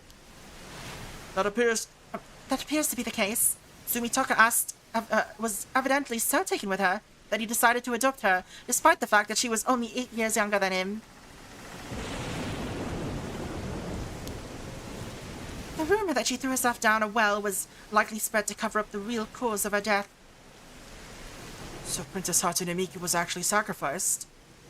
The seal would hold up for 400 years. They must have hoped that the curse itself would fade during that time too. However, the curse of the forsaken fish created by Hayase also continued to linger in the same place. So the onmyoji sealed it inside this wooden carving, turning it into a cursed stone.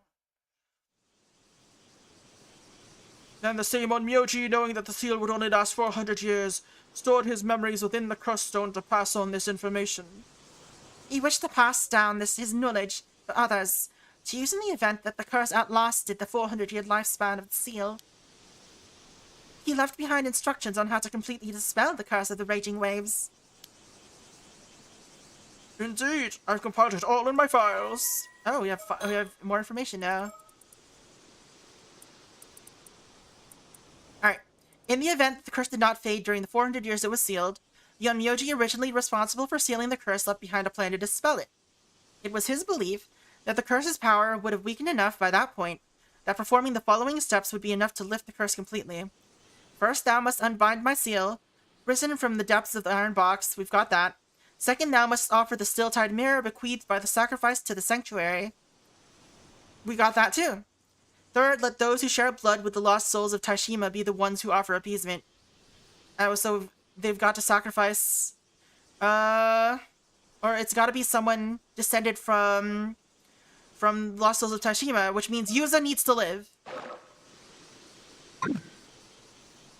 So that's what happened. And that wraps it up! I got all that info beamed to my brain in a flash, like a euro! And yet I still managed to present it in an enticing narrative, eh? How amazing was that? Utterly astounding! Wow, incredible! Invasion of Taishima. Alright, this is just gonna retell the story, right? Whatever, let's reread it. Around 400 years ago, during the Sengoku period, Oda Nobunaga was assassinated at Honnoju Temple. Kuki Yoshitaka, commander of the Kuki Navy, had steadily been gaining influence within the clan, but he now found himself at a crossroads in an era still racked by the turmoil of war. It was then that a vassal of the Kuki clan, Komatsu Sadamune, approached him with some intriguing information. According to Sadamune, 3 mermaids were said to be living on Taishima under the protection of some of the island's residents, even though the island was originally thought to be uninhabited. It was widely known through folklore that eating the flesh of a mermaid granted one immortality and eternal youth.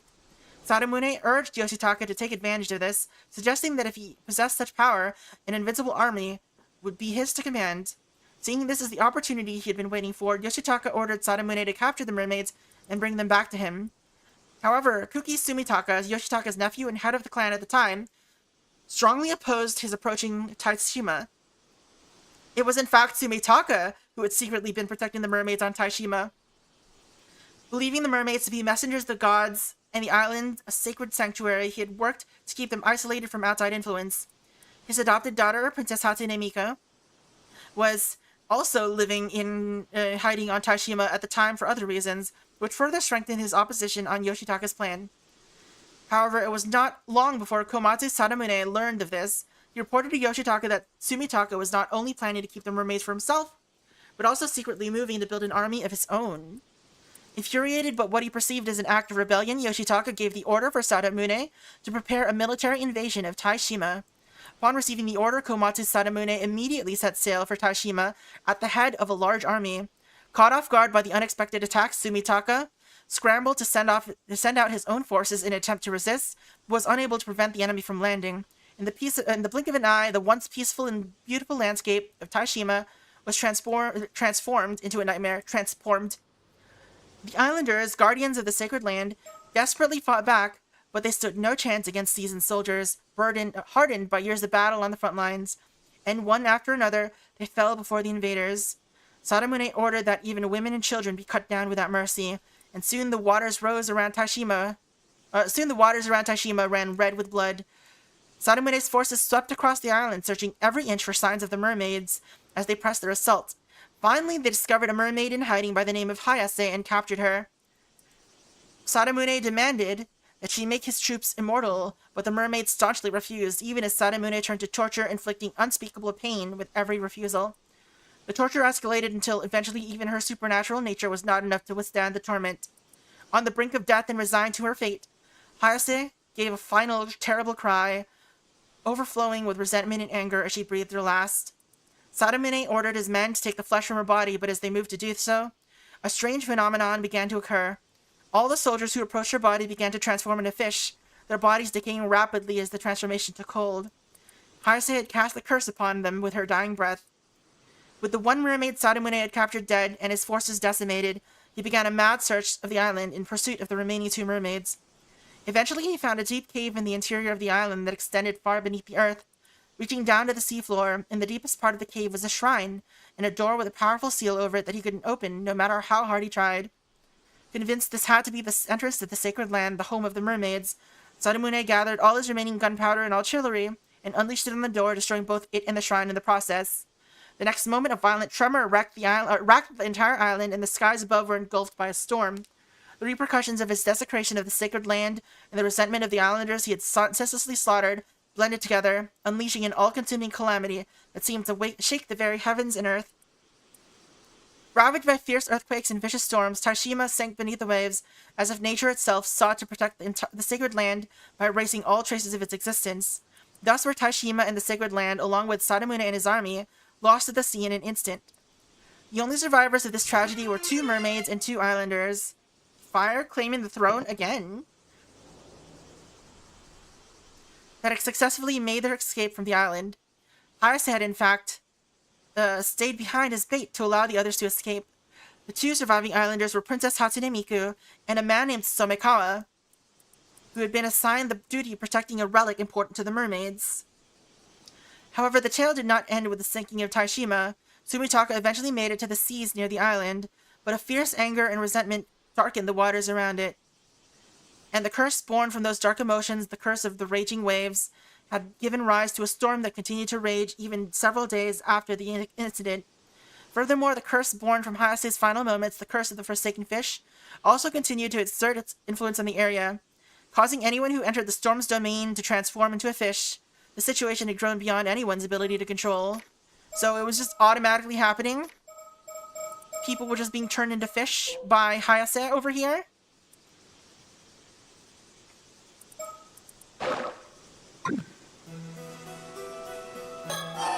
Alright, more about Taishima. I compiled all the details of the story in these files, so feel free to go over it at your own pace. Oh, thank you. After Miss Suma found the wooden metal box, you mean to tell me she died? It is likely. If we consider that the curse of the Forsaken Fish had completely saturated the metal box, it is likely already too late for her. How horrible. Since she likely turned into a fish and died soon after, there's a high chance her transformed body will wash up on shore soon.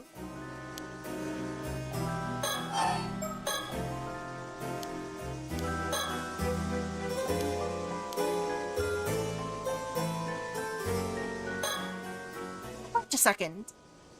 Is something wrong? Avi, if someone is affected by the curse of the Forsaken Fish, the transformation starts at the feet and travels slowly up, yes? I believe so, though it's hard to say for sure without witnessing it. If it's true, then that may explain the true identity of the fish mermaids discovered in this area. It could have been the bodies of those who died in the middle of transforming due to the curse of the Forsaken Fish. Oh, that's a convincing theory. Fish mermaids have been recorded as having only human heads or faces, or perhaps human just from the chest or shoulders up. If the curse starts at the feet and travels upward, that would explain the variety of fish mermaids that have appeared. The process is so painful that most die mid-transformation. Then the curse causes the corpse to rapidly wither, forming a fibrous mass. It may even be the true identity of your mermaid mummy. Interesting. But still, without analyzing it directly, there is no way to know for certain. But perhaps this is why the mermaid mummies originating from Japan are such high quality. Of course, this doesn't mean that all fish mermaids and mermaid mummies are authentic. But it means there's a possibility.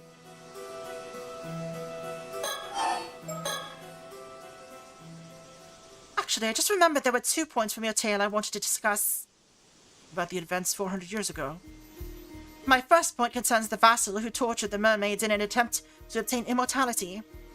All he needed was the mermaid's flesh. What necessity would there be to torturing her? Oh, that's true.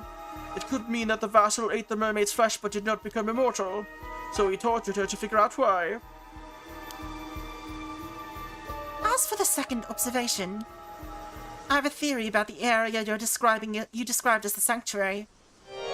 Could it possibly be referring to an entrance to Ryugu? Ryugu? It is sometimes also referred to as the Eternal World or the World Beyond. In some legends, mermaids are priestesses who serve the ruler of Ryugu, the Court of the Sea. I see. If the sanctuary was actually an entrance to Ryugu, then that could mean that the mermaids were not living on Taishima, but merely traveling there from Ryugu. Yes, I believe that could be the case. It could also explain why the destruction of the sanctuary would inspire the fury of the god of the sea. To be honest, it's difficult to believe that the grudges of the inhabitants of Taishima would be enough to explain what happened. How could they possibly engender a curse powerful enough to sink in an island and linger for more than 400 years? However, it's quite easy to believe that a curse from Ryugu could maintain such power. Commuters. That also explains the necessity of a living sacrifice. Of course, one would be required to seal an entrance to Ryugu. But if the entrance to Ryugu was sealed, what became of the 2 mermaids that fled Taishima? I doubt Soba and Nagame managed to return to Ryugu. Mermaids on a train? I believe they've been living here in the human world for the past 400 years, waiting for the seal to be lifted. They just hid somewhere away from human eyes. If that is true, they've been successfully hiding for over 400 years. Of course, if they were to hide themselves at the bottom of the sea, it'd be practically impossible to find them. I wonder how this ties to these, though. The Tomokazuki.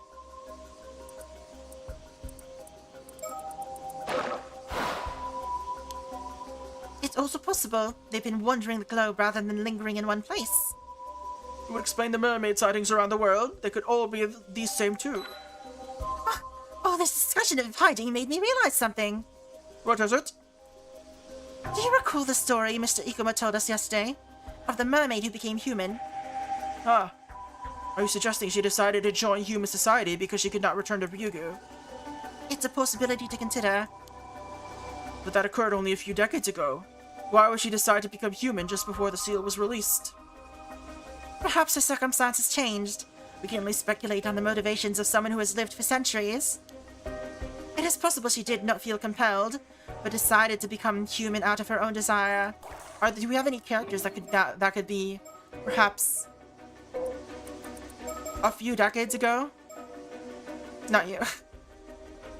I mean, it could be her. It's unlikely, but it could be her.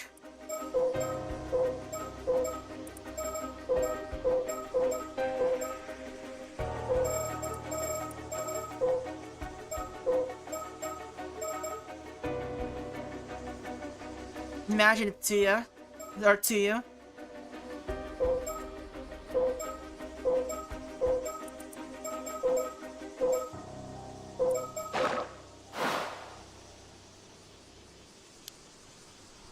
Could she have met someone she wanted to live a mortal life with, like in The Little Mermaid?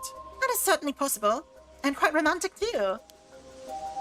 I'd have to write this down. It could make a solid novel. On the other hand, it could just be The Little Mermaid again. I've just realized something.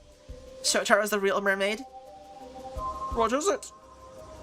You heard about this mermaid from the descendant of the Taishima survivor, yes? That's correct. Aye, that's correct. I feel it's only right that we are informed of the things we learned. That they are informed of the things we learned. We'll have to talk to her. We're quite curious about this mermaid treasure too. It must have been passed down to them through the generations. I understand. I'll probably drop by her place later anyway. Since I also have to handle the matter with Miss Suma. With the Miss Suma, I'll discuss it with her then. Thanks. That'd be great.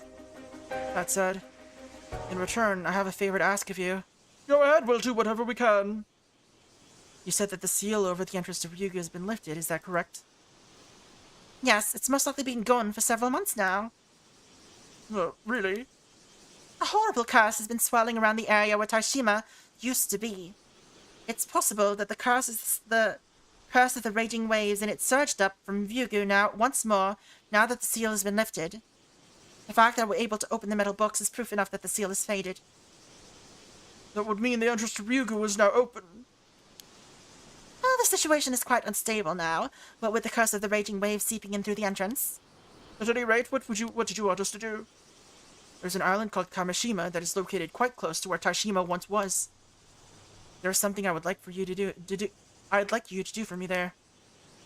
The request does, in fact, have some relation to our current conversation. Oh? I wonder what? Now then, Avi. We decided to tell Hyoma everything, but I know there is some information you cut from him. Oh, did I? Yes, something from the mermaid's memories. The real way to obtain immortality. That's right, I see no reason to inform him about it. After all, no matter what he may say about tourist attractions, that guy is also after immortality. I saw him straighten up when you talked about the mermaid being tortured because her captor required more than her flesh for immortality. Are you sure? I thought his goal, if he even had one, was to quell the curse of the raging waves. Perhaps there's that too. He even asked us to go to Kamishima and find the still-tight mirror in his stead. You did mention lifting the curse required the mirror as well as the help of the Taishima descendant, right? There was also something about lifting a seal first, but I don't know what that part's all about. Well, I see no harm in quelling the curse, so I say we continue to cooperate for now. Indeed, agreed. Though I do wish we did not have to approach Kamishima at all. The evil atmosphere is nauseating. However, we must consider the possibility that Ikuba actually has his eyes set on the mermaids in Ryugu. It's possible he may be searching for mermaids like us. I suppose that discussion can wait for later. First, we must find the treasure that the survivor managed to slip out of Taishima. You mean the treasure required in addition to mermaid flesh when attempting to gain immortality? Yes, it's a treasure known as the tamatebako. Mermaid flesh has to be put inside and purified by it to have any effect. So, provided one has both the flesh of a human mermaid and a tamatebako, then immortality is indeed attainable. Boom! Have we seen anything that looks like it could be a tamatebako?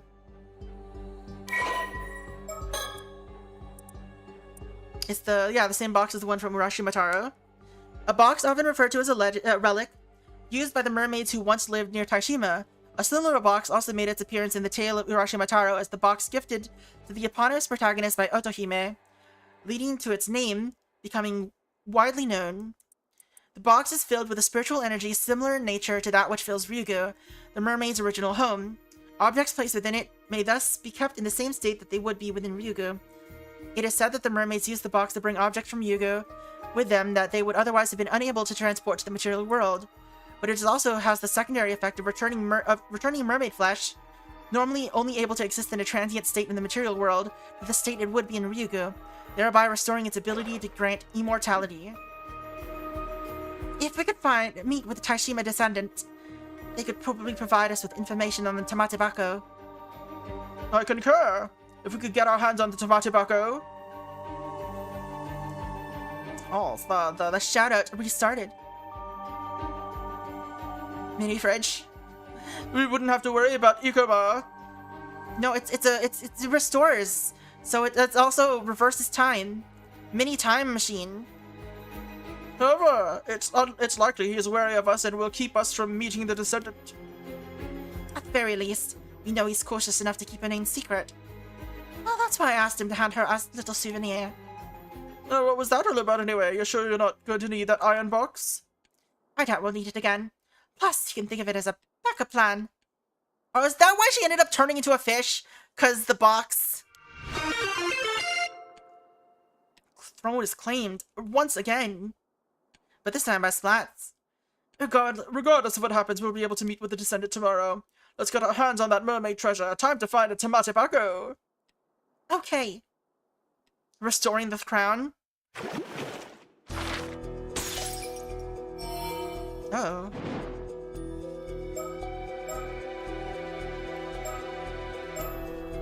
Alright, let's go to these two for a little bit. August 6th, morning, Kamishima Chuo Street. Alright. So we heard that they had more of a conversation here than we saw. So let's see what goes on. The Wakamura residence is just up the slope after you head through that alley. It's a bit of a maze though. Want me to show you? So it was that way. Thank you. We should be fine by ourselves, I think. Got it. Take care then. She's very, very red. Ma'am? Is something the matter? No, it's nothing. I'll tell you later. Sato's adorable. She's so funny. Alright, they go to the Wakamuras.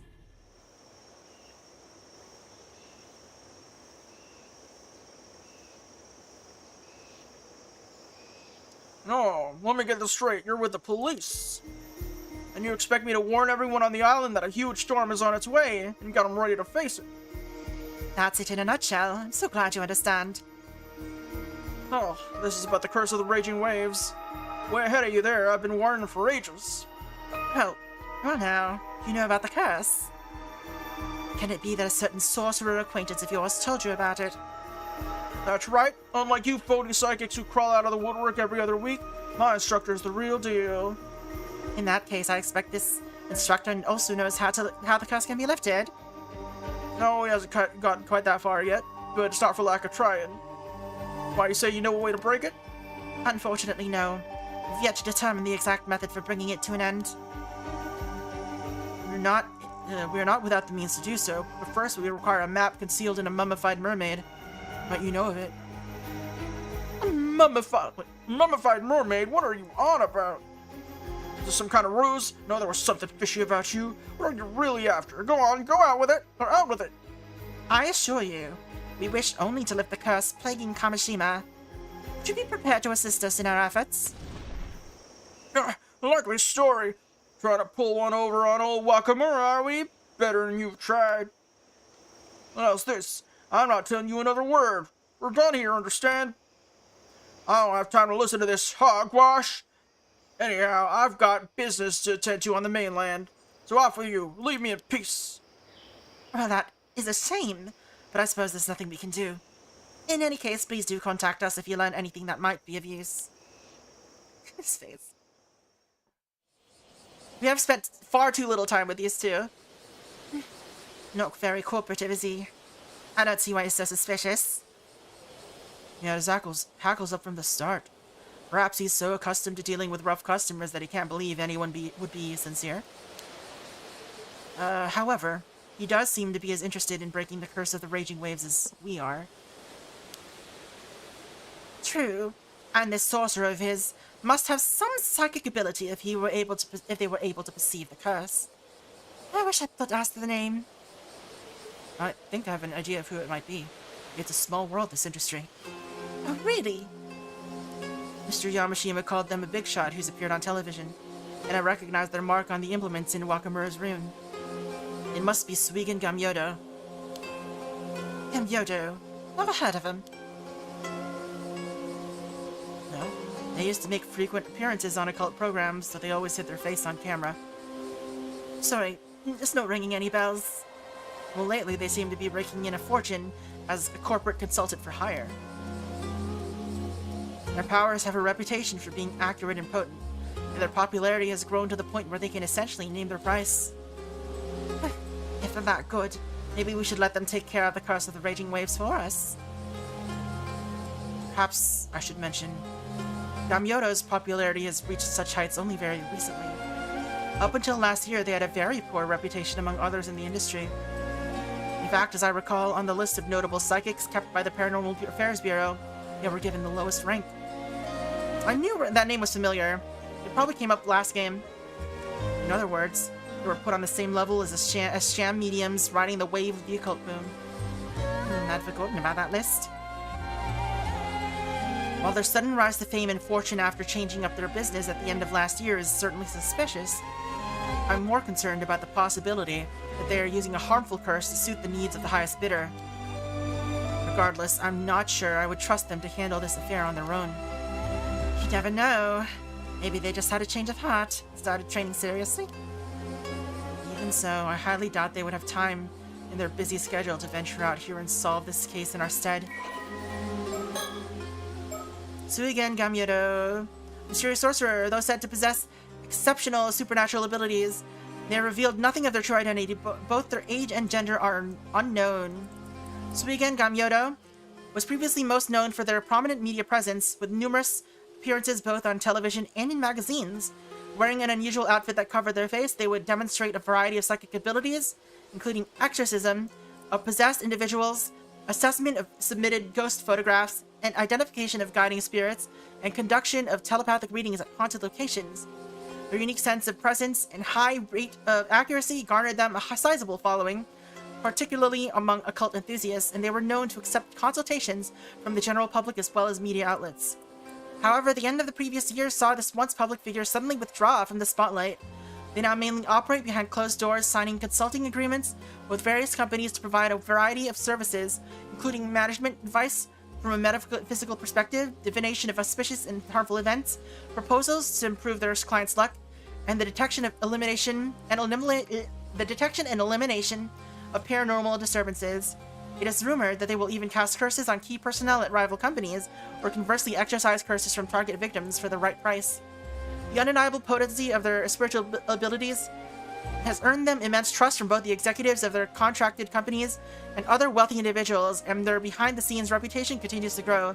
This has resulted in a sharp rise in their consulting fees, placing their services far beyond what any average individual can reasonably hope to afford. One of the companies they currently have a contract with belongs to Shinobu Wakamura, a local Kamishima magnate. You have to head off and go to bed? Alright, thank you for dropping by, Slowpoke. Good to see you again. Have a good sleep. Hopefully that sleepy tea gives you the sleepy times. Among psychics, opinion on them is more divided. Many have noted that their spiritual ability during the time they were openly active in the media was too weak to allow them to perform advanced techniques of any sort, to the extent that they were considered little better than a fraud, leading to suspicions about what prompted their sudden change in course. It is now almost impossible. Always a pleasure to see you too. It is now almost impossible to find footage and articles from their past media appearances, and the names of the companies with which they have consulting contracts are entirely undisclosed, obfuscating their identity, purpose, and the true extent of their power. Hey, it's Sato. Oh, are you the girl who showed us the way earlier? I think I caught you. Mind if I have a word? Actually, I'd rather not. I'm afraid you don't really have a choice, because I already know that you're an 800-year immortal. What are you talking about?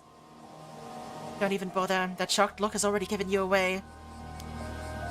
Besides, you have nothing to fear. Your secret's safe with me. Come on, let's take this somewhere more private.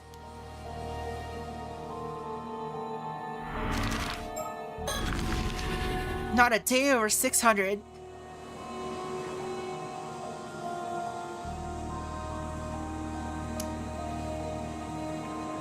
So in short, when you came to, you'd been washed up on the shore of the bay. Wakamura took you in. And that's as far back as your memories go. You don't remember anything about your life before that. Not even why you became immortal. No, except I'm pretty sure I was forced to eat mermaid flesh by someone. But you don't know when or why. No? So you've only recently woken up. You have no idea what you were, where you were, what you were doing before that. Pretty much. I get the feeling I was kind of in a kind of deep sleep at the bottom of the sea for a few hundred years. But I've got no clue why or how or what led up to it. Interesting. How about we go over the facts one by one, just to make sure we're on the same page? Okay? Any birds? Any birds in chat? Birds? Visions?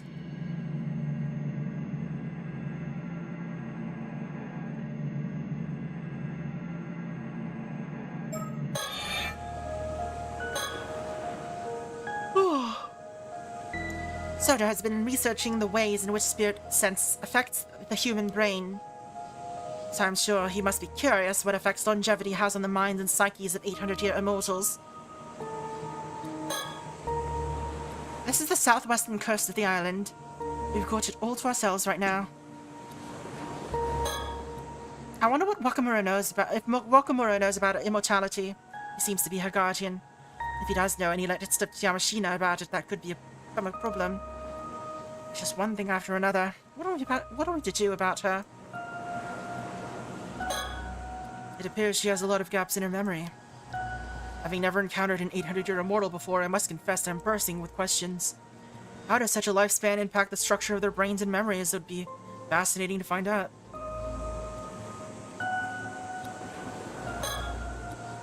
This girl, she calls herself Sata Shiranami. I wonder if she made that up. Either way, I doubt we'd find her in the civil registry. Though that shouldn't affect her life too much while she's living on Kamishima. If her readiness to give us directions earlier is anything to go by, she seems to know the island quite well.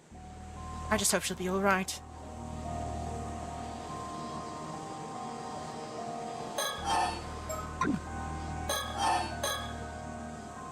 Now, am I right in thinking you didn't eat mermaid flesh and go straight to sleep? You were up and about for a few years in between, at least. I think so. I lost your voice. I think so. What interests me is the fact that you were already familiar... Wait, it's Soda talking. What interests me is the fact that you were already familiar with the term 800-year immortal. That is not a widely known concept. You must have been in a unique position to acquire the knowledge of it before you went to sleep. Yeah, I have a vague memory of being told that that's what we're called. But I don't know when that happened, or where, let alone who it was. Maybe you'll remember in more detail if we touch on some other topics. Guess we'll just have to go by process of elimination, work our way down the list till we get a hit.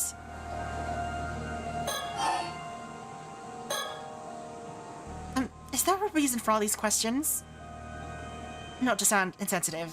I'm sure it can't be easy for you going about without any memories at all. I was hoping you might know something that could be of use to us. Given your history, there's a chance he possessed information otherwise lost to time. Maybe, but I'm not so sure how much help I'll be. I remember so little.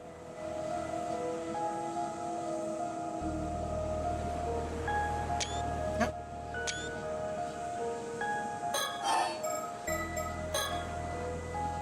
Is there? Okay, same thing. Talk about reason for visiting.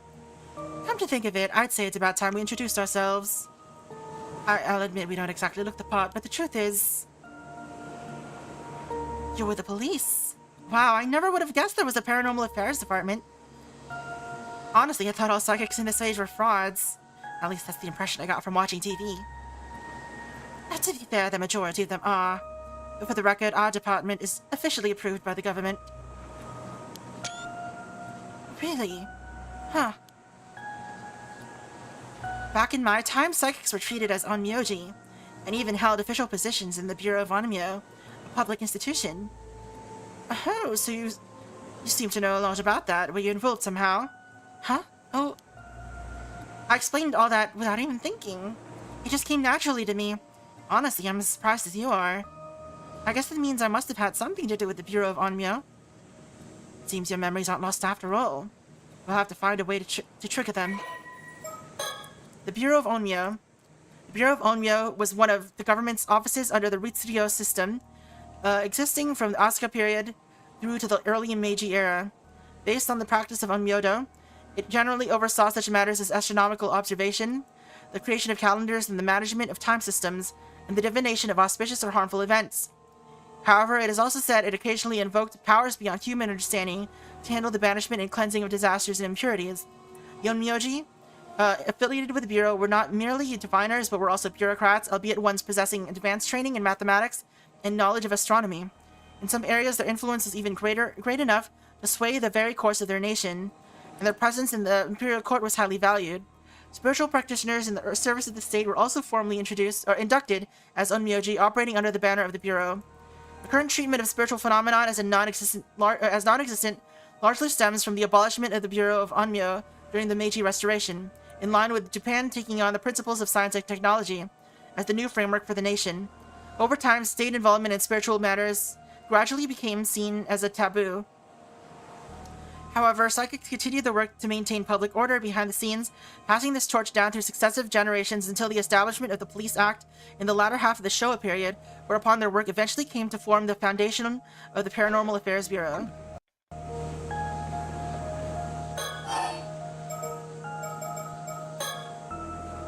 So, anyway, what are a couple of Paranormal Affairs officials doing on Kamishima? Working FKs, of course, what else? Our job is to resolve incidents caused by curses and paranormal phenomena, and then whenever possible, prevent them from occurring. It's up to you, it's up to us to solve the greatest mysteries and do whatever it takes to keep the peace, which is usually a lot. Wait, does that mean something's happened here? You don't know, huh? No, what? Sounds like we'd better fill you in a bit first. We're working several cases right now, but I'd say only 2 of them are priority. 2? Mind you, we've known about the first one for quite some time. The curse of the raging waves. We've come to lift it before it unleashes a huge storm on the southern sea of Kamishima. The curse of the raging waves? That's right, ever heard of it? No, never. That's to be expected. I imagine the islanders aren't too fond of discussing the disaster. Anyhow, the situation is ongoing. As for the other priority case... Right, you mentioned there were 2. We actually only learned about this one after we arrived on the island today, but...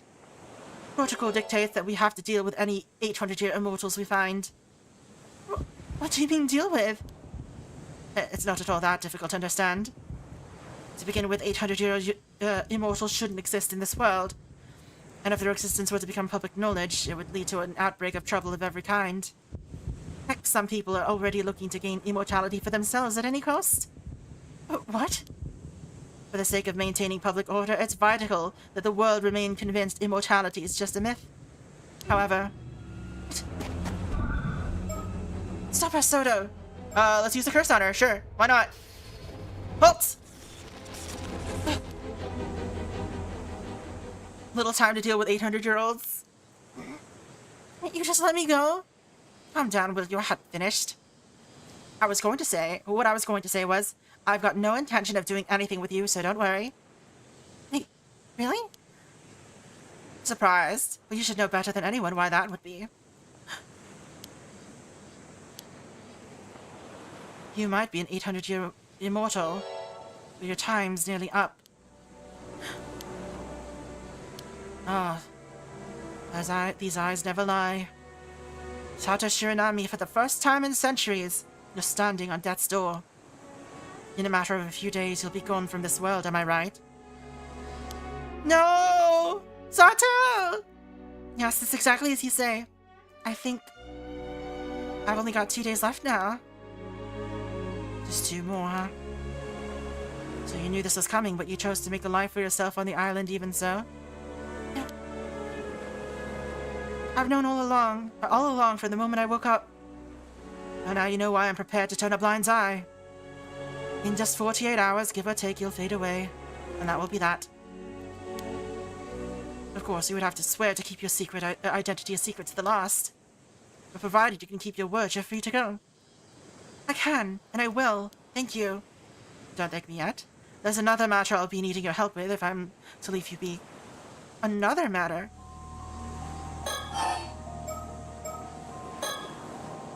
Oh, but first, before I forget. Yes? Keep our meeting today a secret, and don't let on to anyone that you know about the curse of the raging waves. Okay? People will get suspicious otherwise, even if Wakamura tells you about it. Be sure to act surprised. I figured this shouldn't be too difficult for you. You're an experienced secret keeper after all. I don't know about that, but I'll do my best. By the way, I was wondering, how did you know I was an 800-year immortal?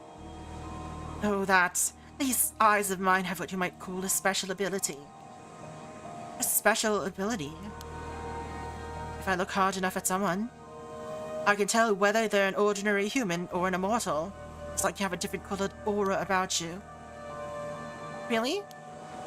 Not only that, but it turns out with a bit of focus, even immortals can tell each other apart.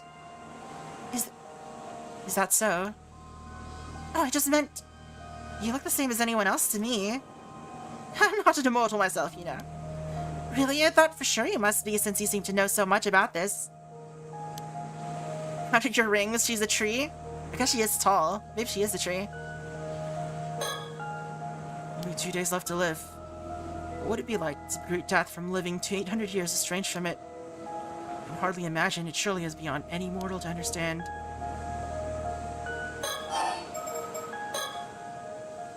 I'm not an immortal myself, you know. Curse of the Raging Waves. Right now, we're looking for a way to lift the Curse of the Raging Waves. But that's Soda's idea of expertise, so I'll leave the explanation to him.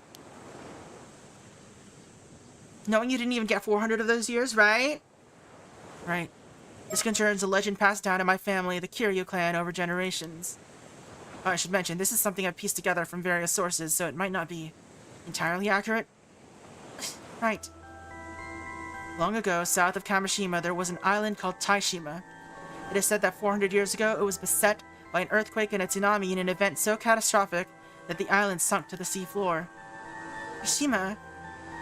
However, the truth of the matter is that it was invaded and laid waste to. Then, in the aftermath, the islanders' intense hatred coalesced into the Curse of the Raging Waves, which manifested as a tremendous storm. I see. 400 years ago, so this would have been toward the end of the Sengoku period, correct? Yes, ma'am. The Honnoji incident in which Oda Nobunaga ended his life took place in 1582, as if you'll recall. Following this event, one of my ancestors, an accomplished onmyoji by the name of Harukage Tsuchimikado, sacrificed a young woman, one of the survivors of Taishima, in order to seal away the source of the Curse of the Raging Waves. An onmyoji? Harukage Tsuchimikado? Wouldn't that make your ancestor a direct descendant of Abe no Seimei? Sounds to me like you share a bloodline with the onmyoji elite. Yes and no. While Harukage's powers were potent, he was never affiliated with the Bureau of Onmyoji. In fact, he shunned his illustrious surname early on and left the government's service, preferring to uphold peace as a civilian. Ah, so he was an eccentric and an elite. Gotcha. Harukage's seal was not permanent, however.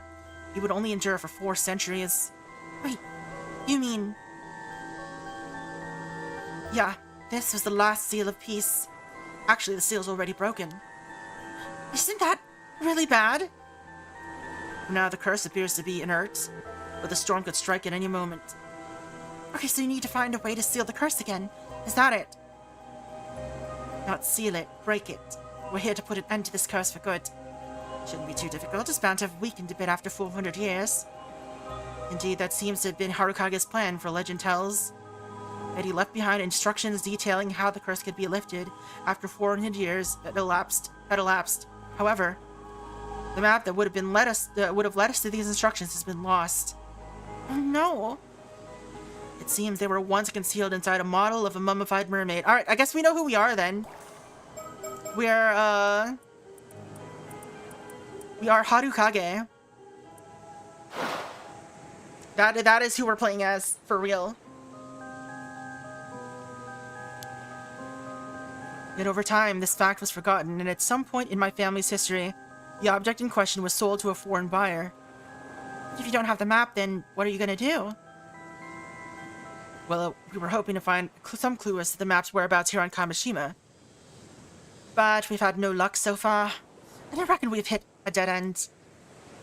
I see. Apparently, Wakamura's been trying to find a way to end the curse of the raging waves himself. He told us he's already warned the islanders about the impending danger, and refused to have anything more to do with us. Oh, I'm sorry to hear that. I just hope that'll be the end of it. But this is one job I can't afford to force on anyone else. Not entirely, anyway.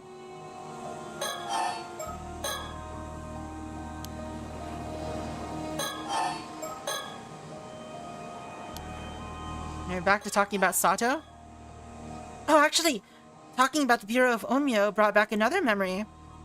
I'm pretty sure it was an Onmyoji who put me to sleep, using some kind of spell to keep me in a state between life and death. Really? So someone intentionally put you to sleep under the sea. There must have been a good reason for it. Can you put 2 and 2 together, please? From what point are your memories clearest, would you say? Well, I guess about 3 months ago, when the spell keeping me in the state under the sea wore off. And when you woke up then, I see. Huh. I know that look. Did you notice something? Not exactly. It simply occurred to me that if her state of, shall we say, suspended animation was lifted while she was in the sea depths, would she not have drowned and resurrected several times over? Yeah, I did. It was hell. I woke up under the sea, unable to breathe, drowned, and came back over and over again. It was horrible, and I still remember it every last second. Jeez, I'm sorry I had to go through that. The instant I came back, I'd swim as hard as I could trying to reach the surface. Even so, I think it took me about 3 days to reach the shore.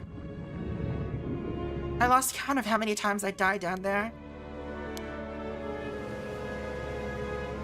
And finally, I came to Kamishima Bay. Mr. Wakamura found me and took me in. And I've been living here peacefully ever since. No one's even suspected I'm immortal. You're sure about that, are you? No one else knows?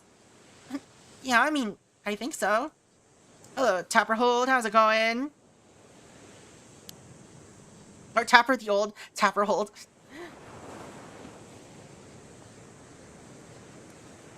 Ugh, brain cannot read anymore.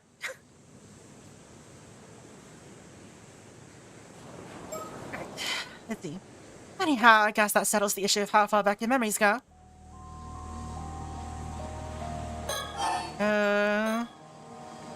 If your lifespan is nearly at an end, that must mean you consumed the flesh of a mermaid exactly 800 years ago. That's your signature move, the Tapper Hold, actually? How's Mega Manning been? Any progress in playing? Of course, you already knew that, didn't you? Not that you've been forthcoming about it. Sorry. Don't apologize. That just proves you know how to hold your tongue. A valuable skill when you've got a secret to keep. Mind you, the fact that this fact does put matters in a new light. New light.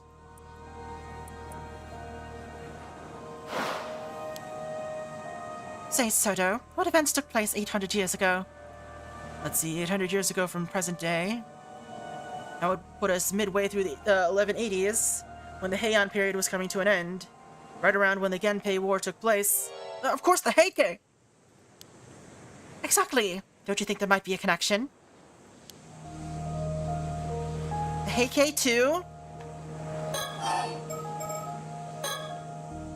Alright, next question. You wouldn't happen to know much about the Heike, would you? Heike? Why would you ask? Alright, what stories do we know about the Heike?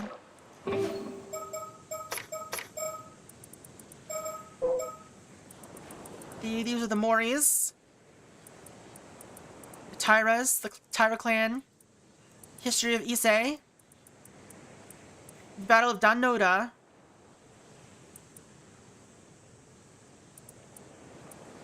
Alright, that's the Kusanagi no Tsurugi. I mean, this is basically related to the samurai thing, right? Obviously, or the curse bearer of the samurai, whatever.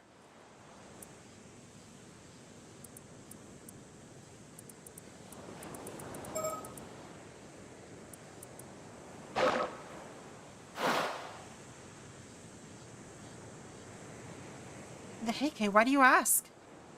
You managed to recover your fourth armor playthrough and have the regular set on your memory card one slot. So now I have a whole memory card for regular X, pretty much ranging in difficulty. Invites. Dang, you're not just collecting Mega Man games. You're collecting Mega Man save files. Wild. It actually pertains to one of the other cases we're working on, but I have no reason to believe that someone out there is using the curse of the Heike to commit murder. Curse of the Heike? Did you hear about the skeletal remains that turned up around here? It was all over the news. Oh yeah, I saw that. Well, we suspect the curse of the Heike might be involved.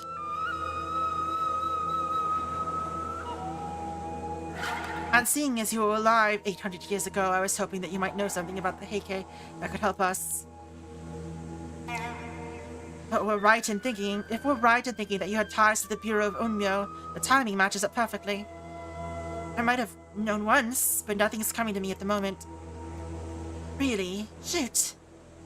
On that note, I too have noticed a potential correlation. There was a legend that tells how Taira no Tadamori was presented with the flesh of a mermaid at Betsuho. There we go! But he refused it. Perhaps that was the flesh Sato consumed to gain her immortality. Actually, I'm pretty familiar with that legend myself. And those so-called mermaids that were caught at Betsuho definitely weren't the kind that can make anyone immortal. Is that so? But if you ask me, Sato here couldn't have become immortal by eating mermaid flesh. Without the use of a relic called the Tamate Bako. Now, does that ring any bells? Huh? Regular X, no armor. Oh, it's just like different amounts of armor. Wait. Mermaid flesh and the Tamate Bako! Oh, so have you remembered something? Yes, that's it. It was one of the Heike. Oh, flashback for her? A man wearing a suit of armor. We were on a boat. And he had the Tamate Bako. There was mermaid flesh inside. He wanted me to eat some of it. A warrior in armor, could it be? So, sounds like you had ties to the Heike as well. And this man, he was the one who made you eat mermaid flesh. Yes, I remember now. What was his name? Do you remember that too? I think it was Tomo something. Tomoshige. That's it, the man's name was Taira no Tomoshige. Taira no Tomoshige? That was the name of one of Taira no Yorimori's sons. And Yorimori himself was the son of Tadamori's official wife. So you're telling me that Tadamori's grandson forced Sato to eat mermaid flesh? What do we know about this Taira no Tomoshige anyway? Fourth armor, you have the stock charge shotbuster part. Yeah, you have whole combinations going on there. Entire builds. Not much, aside from the fact that he was part of the clan's main lineage. History has not seen fit to record his deeds, whatever they may have been. Well, he may not have been one of the clan's famous warriors, but I think you actually knew one of the Heike. You mentioned you were in a boat. Do you recall anything else? You think we were being chased? I do not wonder at that. At the end of the Heian period, the Heike were being pursued by the full might of the Genji's forces. I was struck by an arrow and I fell into the sea and drowned. But by that time, I'd already become immortal. Later, I must have resurrected and washed up somewhere along the coast, and I guess that's how I escaped. What about Tomoshige? Did he eat some of the mermaid flesh too? I'm not sure. I don't remember that part, but I don't think I encountered him again after that. I mean, there is one person that remembers her, so it's possible. If you'll remember, ma'am, that curse echo I witnessed earlier held the famed blade Nukumaru. Perhaps Tomoshige inherited the blade from Yorimori and wielded it with the intent to avenge his clan. After all, future generations would surely have held a memorial service for a warrior of renown like Yorimori, setting his spirit to rest. Tomoshige, on the other hand, is unlikely to have received the same treatment. If so, his hatred may have persisted long after his death. Creating the curse of the Heike, it is a distinct possibility. This curse sounds terrifying. I have to say, I wasn't expecting a connection here. You know, Sato, it's starting to sound like you're involved in all the incidents that have gone down in these parts over the centuries. Not by choice. Poor girl. Anyway, I got the feeling this Taira no Tomoshige wasn't a very nice guy. And this curse of his sounds even nastier. Would it really still be active after all this time? It certainly looks that way. The Heike's resentment is awfully persistent, I hear. You don't think he could have held a grudge against me, do you? Who knows? That would depend on your relationship with him back then. Oh, man. However, it appears someone is actively wielding the curse of the Heike at present. Therefore, the targets of the curse would be decided by this individual, whoever they may be. Another unknown, huh? Curse of Tomoshige. A curse born from Taira no Tomoshige's feelings of malice and resentment that lingered after the fall of the Taira clan. Kills an individual who meets the conditions by cleaving them into...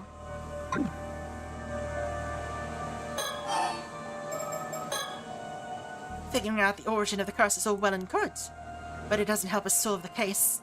We need to track down the person who's actually using it, or it'll keep happening. Indeed. Hope you find them soon.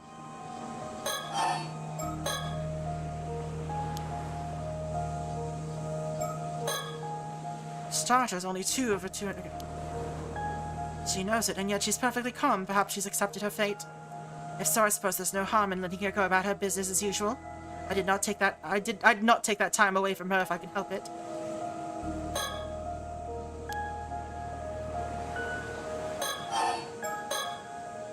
By the way, you wouldn't happen to be concealing anything else, would you? No, It's fine, I'll not pry. Just so long as you answer my questions. Okay.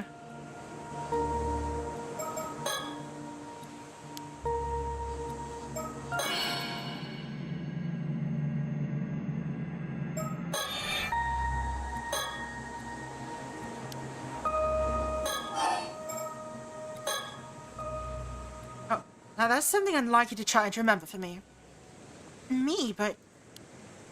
Humor me. Doesn't the story behind the curse of the raging waves ring any bells? Why should it? The girl who was sacrificed in order to seal away the curse of the raging waves 4 centuries ago. Might that not have been you, Sato Shiranami? What? You said yourself that it was an Myoji who put you in that state of deep slumber on the sea floor. Does it not seem highly probable that you were the sacrifice who has held back the curse for the past 400 years? Oh man, You're right! It was me! I knew it. I'm sorry, I can't... No more. I can't do this anymore. What's the matter with you? Get a hold of yourself. Is it that painful to remember? We didn't come here to ask you to sacrifice yourself again, if that's what you're worried about. All those years under the sea can't have been easy on her, you know. She wasn't really asleep. Her brain would still have been active.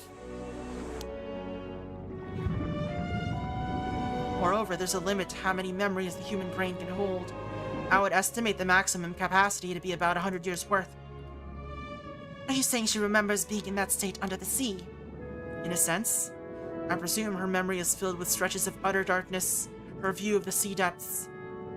Any memory from before that time have likely been pushed deep into her subconscious. And maybe they're not gone for good. There's a chance she'll remember more. We just need to find the right trigger. Sorry, I didn't mean to freak out on you like that. Took me a sec to get over the shock. Well, it seems my theory about you being the sacrifice is right on the money. But it doesn't look like you'll be able to tell us too much about your past after all. Guess not. I wish I could have been more helpful. But, does this mean the seal broke because I woke up? We cannot be certain of that. Perhaps it was the other way around. The seal may have broken of its own accord, releasing you from your slumber. Either way, it's not your fault. Don't go blaming yourself for any of this. Still, if I hadn't... Listen, your sacrifice kept the curse at bay for 4 whole centuries. That's half your extended lifespan. No one could ask more of you than that. The rest is up to Soto, is that right? Yes, but I'm counting on your help as well, ma'am. Is there any chance you've remembered something about the curse of the raging waves? Did that Onmyoji Harukage Tsutsumikado happen to tell you how it could be lifted? I'm sorry. All that's come back to me is the fact that I was sacrificed. I don't remember the Onmyoji at all, what kind of person he was or anything. The most I can remember is that I think he said something about the curse being lifted after 400 years. That's ooh, huh? Be sure to let us know if you remember anything else that could help us break the curse. I will. Oh, there's something else I'd like to ask you. Be my guest. How exactly do you deal with 800-year immortals? You sure you want to know? Since it's not going to happen to you, there's no reason for you to think about it. I thought it would be something like taking away their immortality. Unfortunately, that's downright impossible. Because your original body is long gone, you know. But then what else can you do? You tell us, Soto. Must I always be the one to handle these unpleasant topics? Besides, I see no point in explaining something that she's already painfully familiar with. What do you mean? Among the arts we psychics wield is a spell that can place even an immortal into a state of apparent death. Once that is done, they can simply be sealed in an underground vault for the rest of their days. Wait, you mean it's the same thing that happened to me? Essentially, yes, except that in your case it was for the purpose of making you a sacrifice. And you woke up before your lifespan came to an end. Yikes! Mind you, neither I nor Soto has ever actually done this to anyone. Though I did hear a rumor that someone was dealt with that way a few decades back.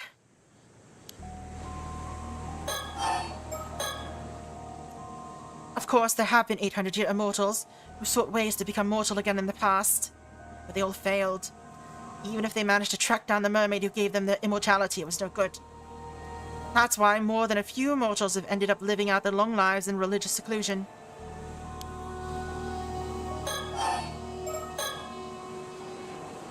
Speaking of immortals, there's something else I had to ask you. Yes? No, I'm not certain about this, but... I got the feeling there's another 800-year immortal on Kamishima right now. What? Any idea who it might be? No, I don't have a clue. Are you sure about that? Huh? Because if there's another immortal here, I'll find them eventually, you know? Even if I have to scour the island from end to end. Does that change your answer? No, I really don't know who it could be. Alright, if you say so. Guess that means I'll have to search the island after all, as if I didn't have enough to deal with. Well, I'd say that about covers everything. We've talked your ear off long enough. It must be confusing, all this talk of the past. Well, we'll not trouble you any further. Right, thank you. Still, give it a bit of time and something else might come back to you. If it does, please let us know soon. We'll be visiting the island again real soon, so you should have a chance. Will do. I'll be going then.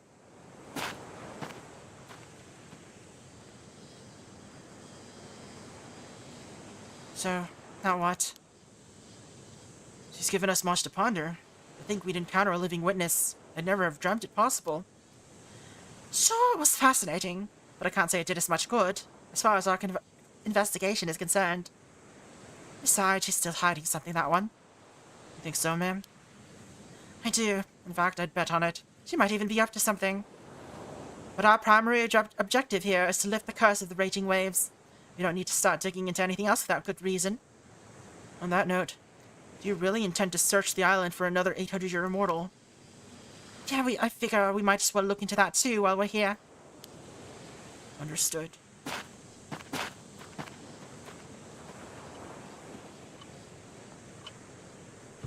Oh, hello. My apologies for the interruption, but there is an important matter I wish to discuss with you. Now that I believe you've been privy to quite the interesting development.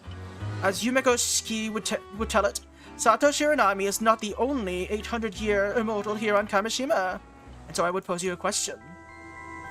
There is one more individual on Kamishima who's made a miraculous return from the dead. I mean, it literally can't be Yuza. He died, and as far as we know, he never came back to life. And we were there for a pretty long time. It could be Mare. But then she died turning into a half-fish person just recently.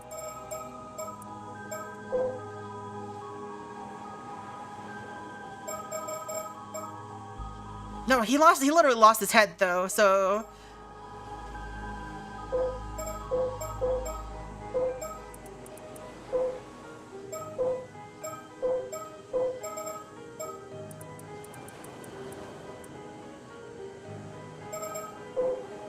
Probably not an older person.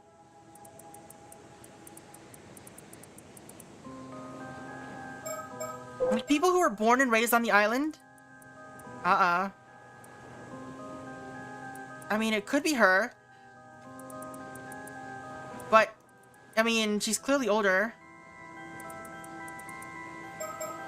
And she's got a back injury. Probably not you.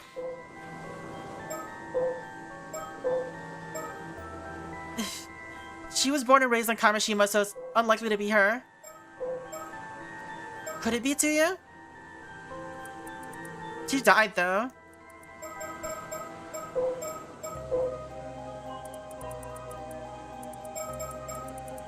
Maybe... I mean, like, the best guess is Yuza, but it just feels wrong.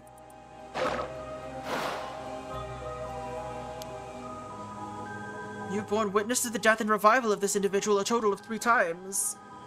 We have? Oh. Yeah, Yuza did die, like, 3 times.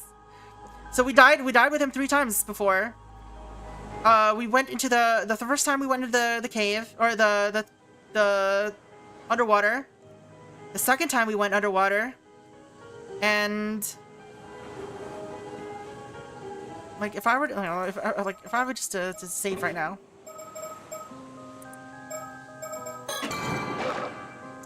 And if I were to...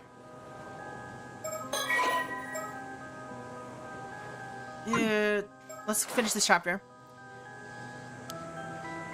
With this in mind, allow me to ask, who is the other 800-year immortal on Kamishima? Please tell me their name, Yuza.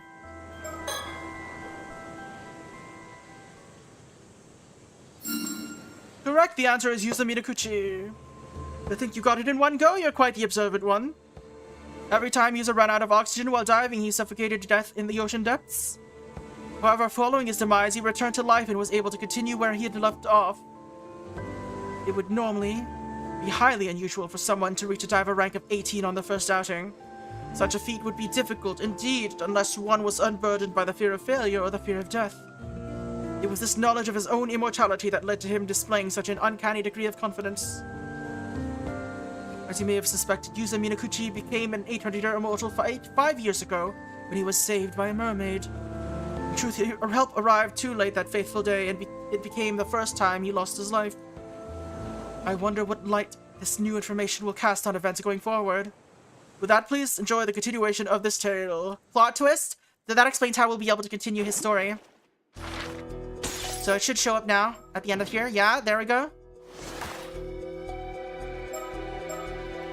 This is where he died. Alright, so we still have these two. And now we have this continuation. But we're 4 hours in, and I think I need to stop for now.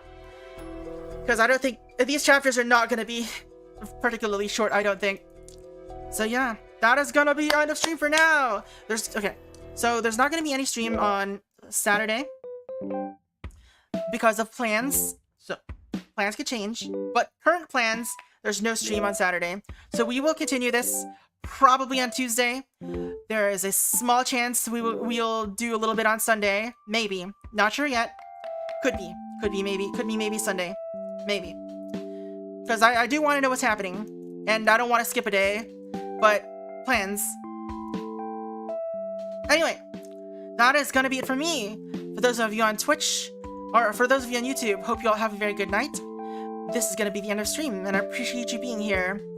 Thank you again, Candy, for the raid. By the way, if you're not following Crayon Candy, you should go check her out. She likes to play a lot of shooting type games, and other stuff too. I don't know if she's played Splatoon in a while, but she also plays Splatoon a lot. Anyway, for those of you on YouTube, hope you have a good night. I'd appreciate comments. I keep forgetting to check them on YouTube because we don't get them very often. But if you do leave a comment, I will reply or like or something. I'll do something with it. And yeah, hope y'all have a good night. And yeah, have a good one. Hope to see you on Tuesday or whenever we stream this game next. If you want to see more of this game, subscribing is probably the best way to find out when it's gonna happen. Maybe. I also have a playlist. The playlist is maybe a better way. Who knows? Anyway, have a good night, everybody. Later. Bye! I should link the playlist.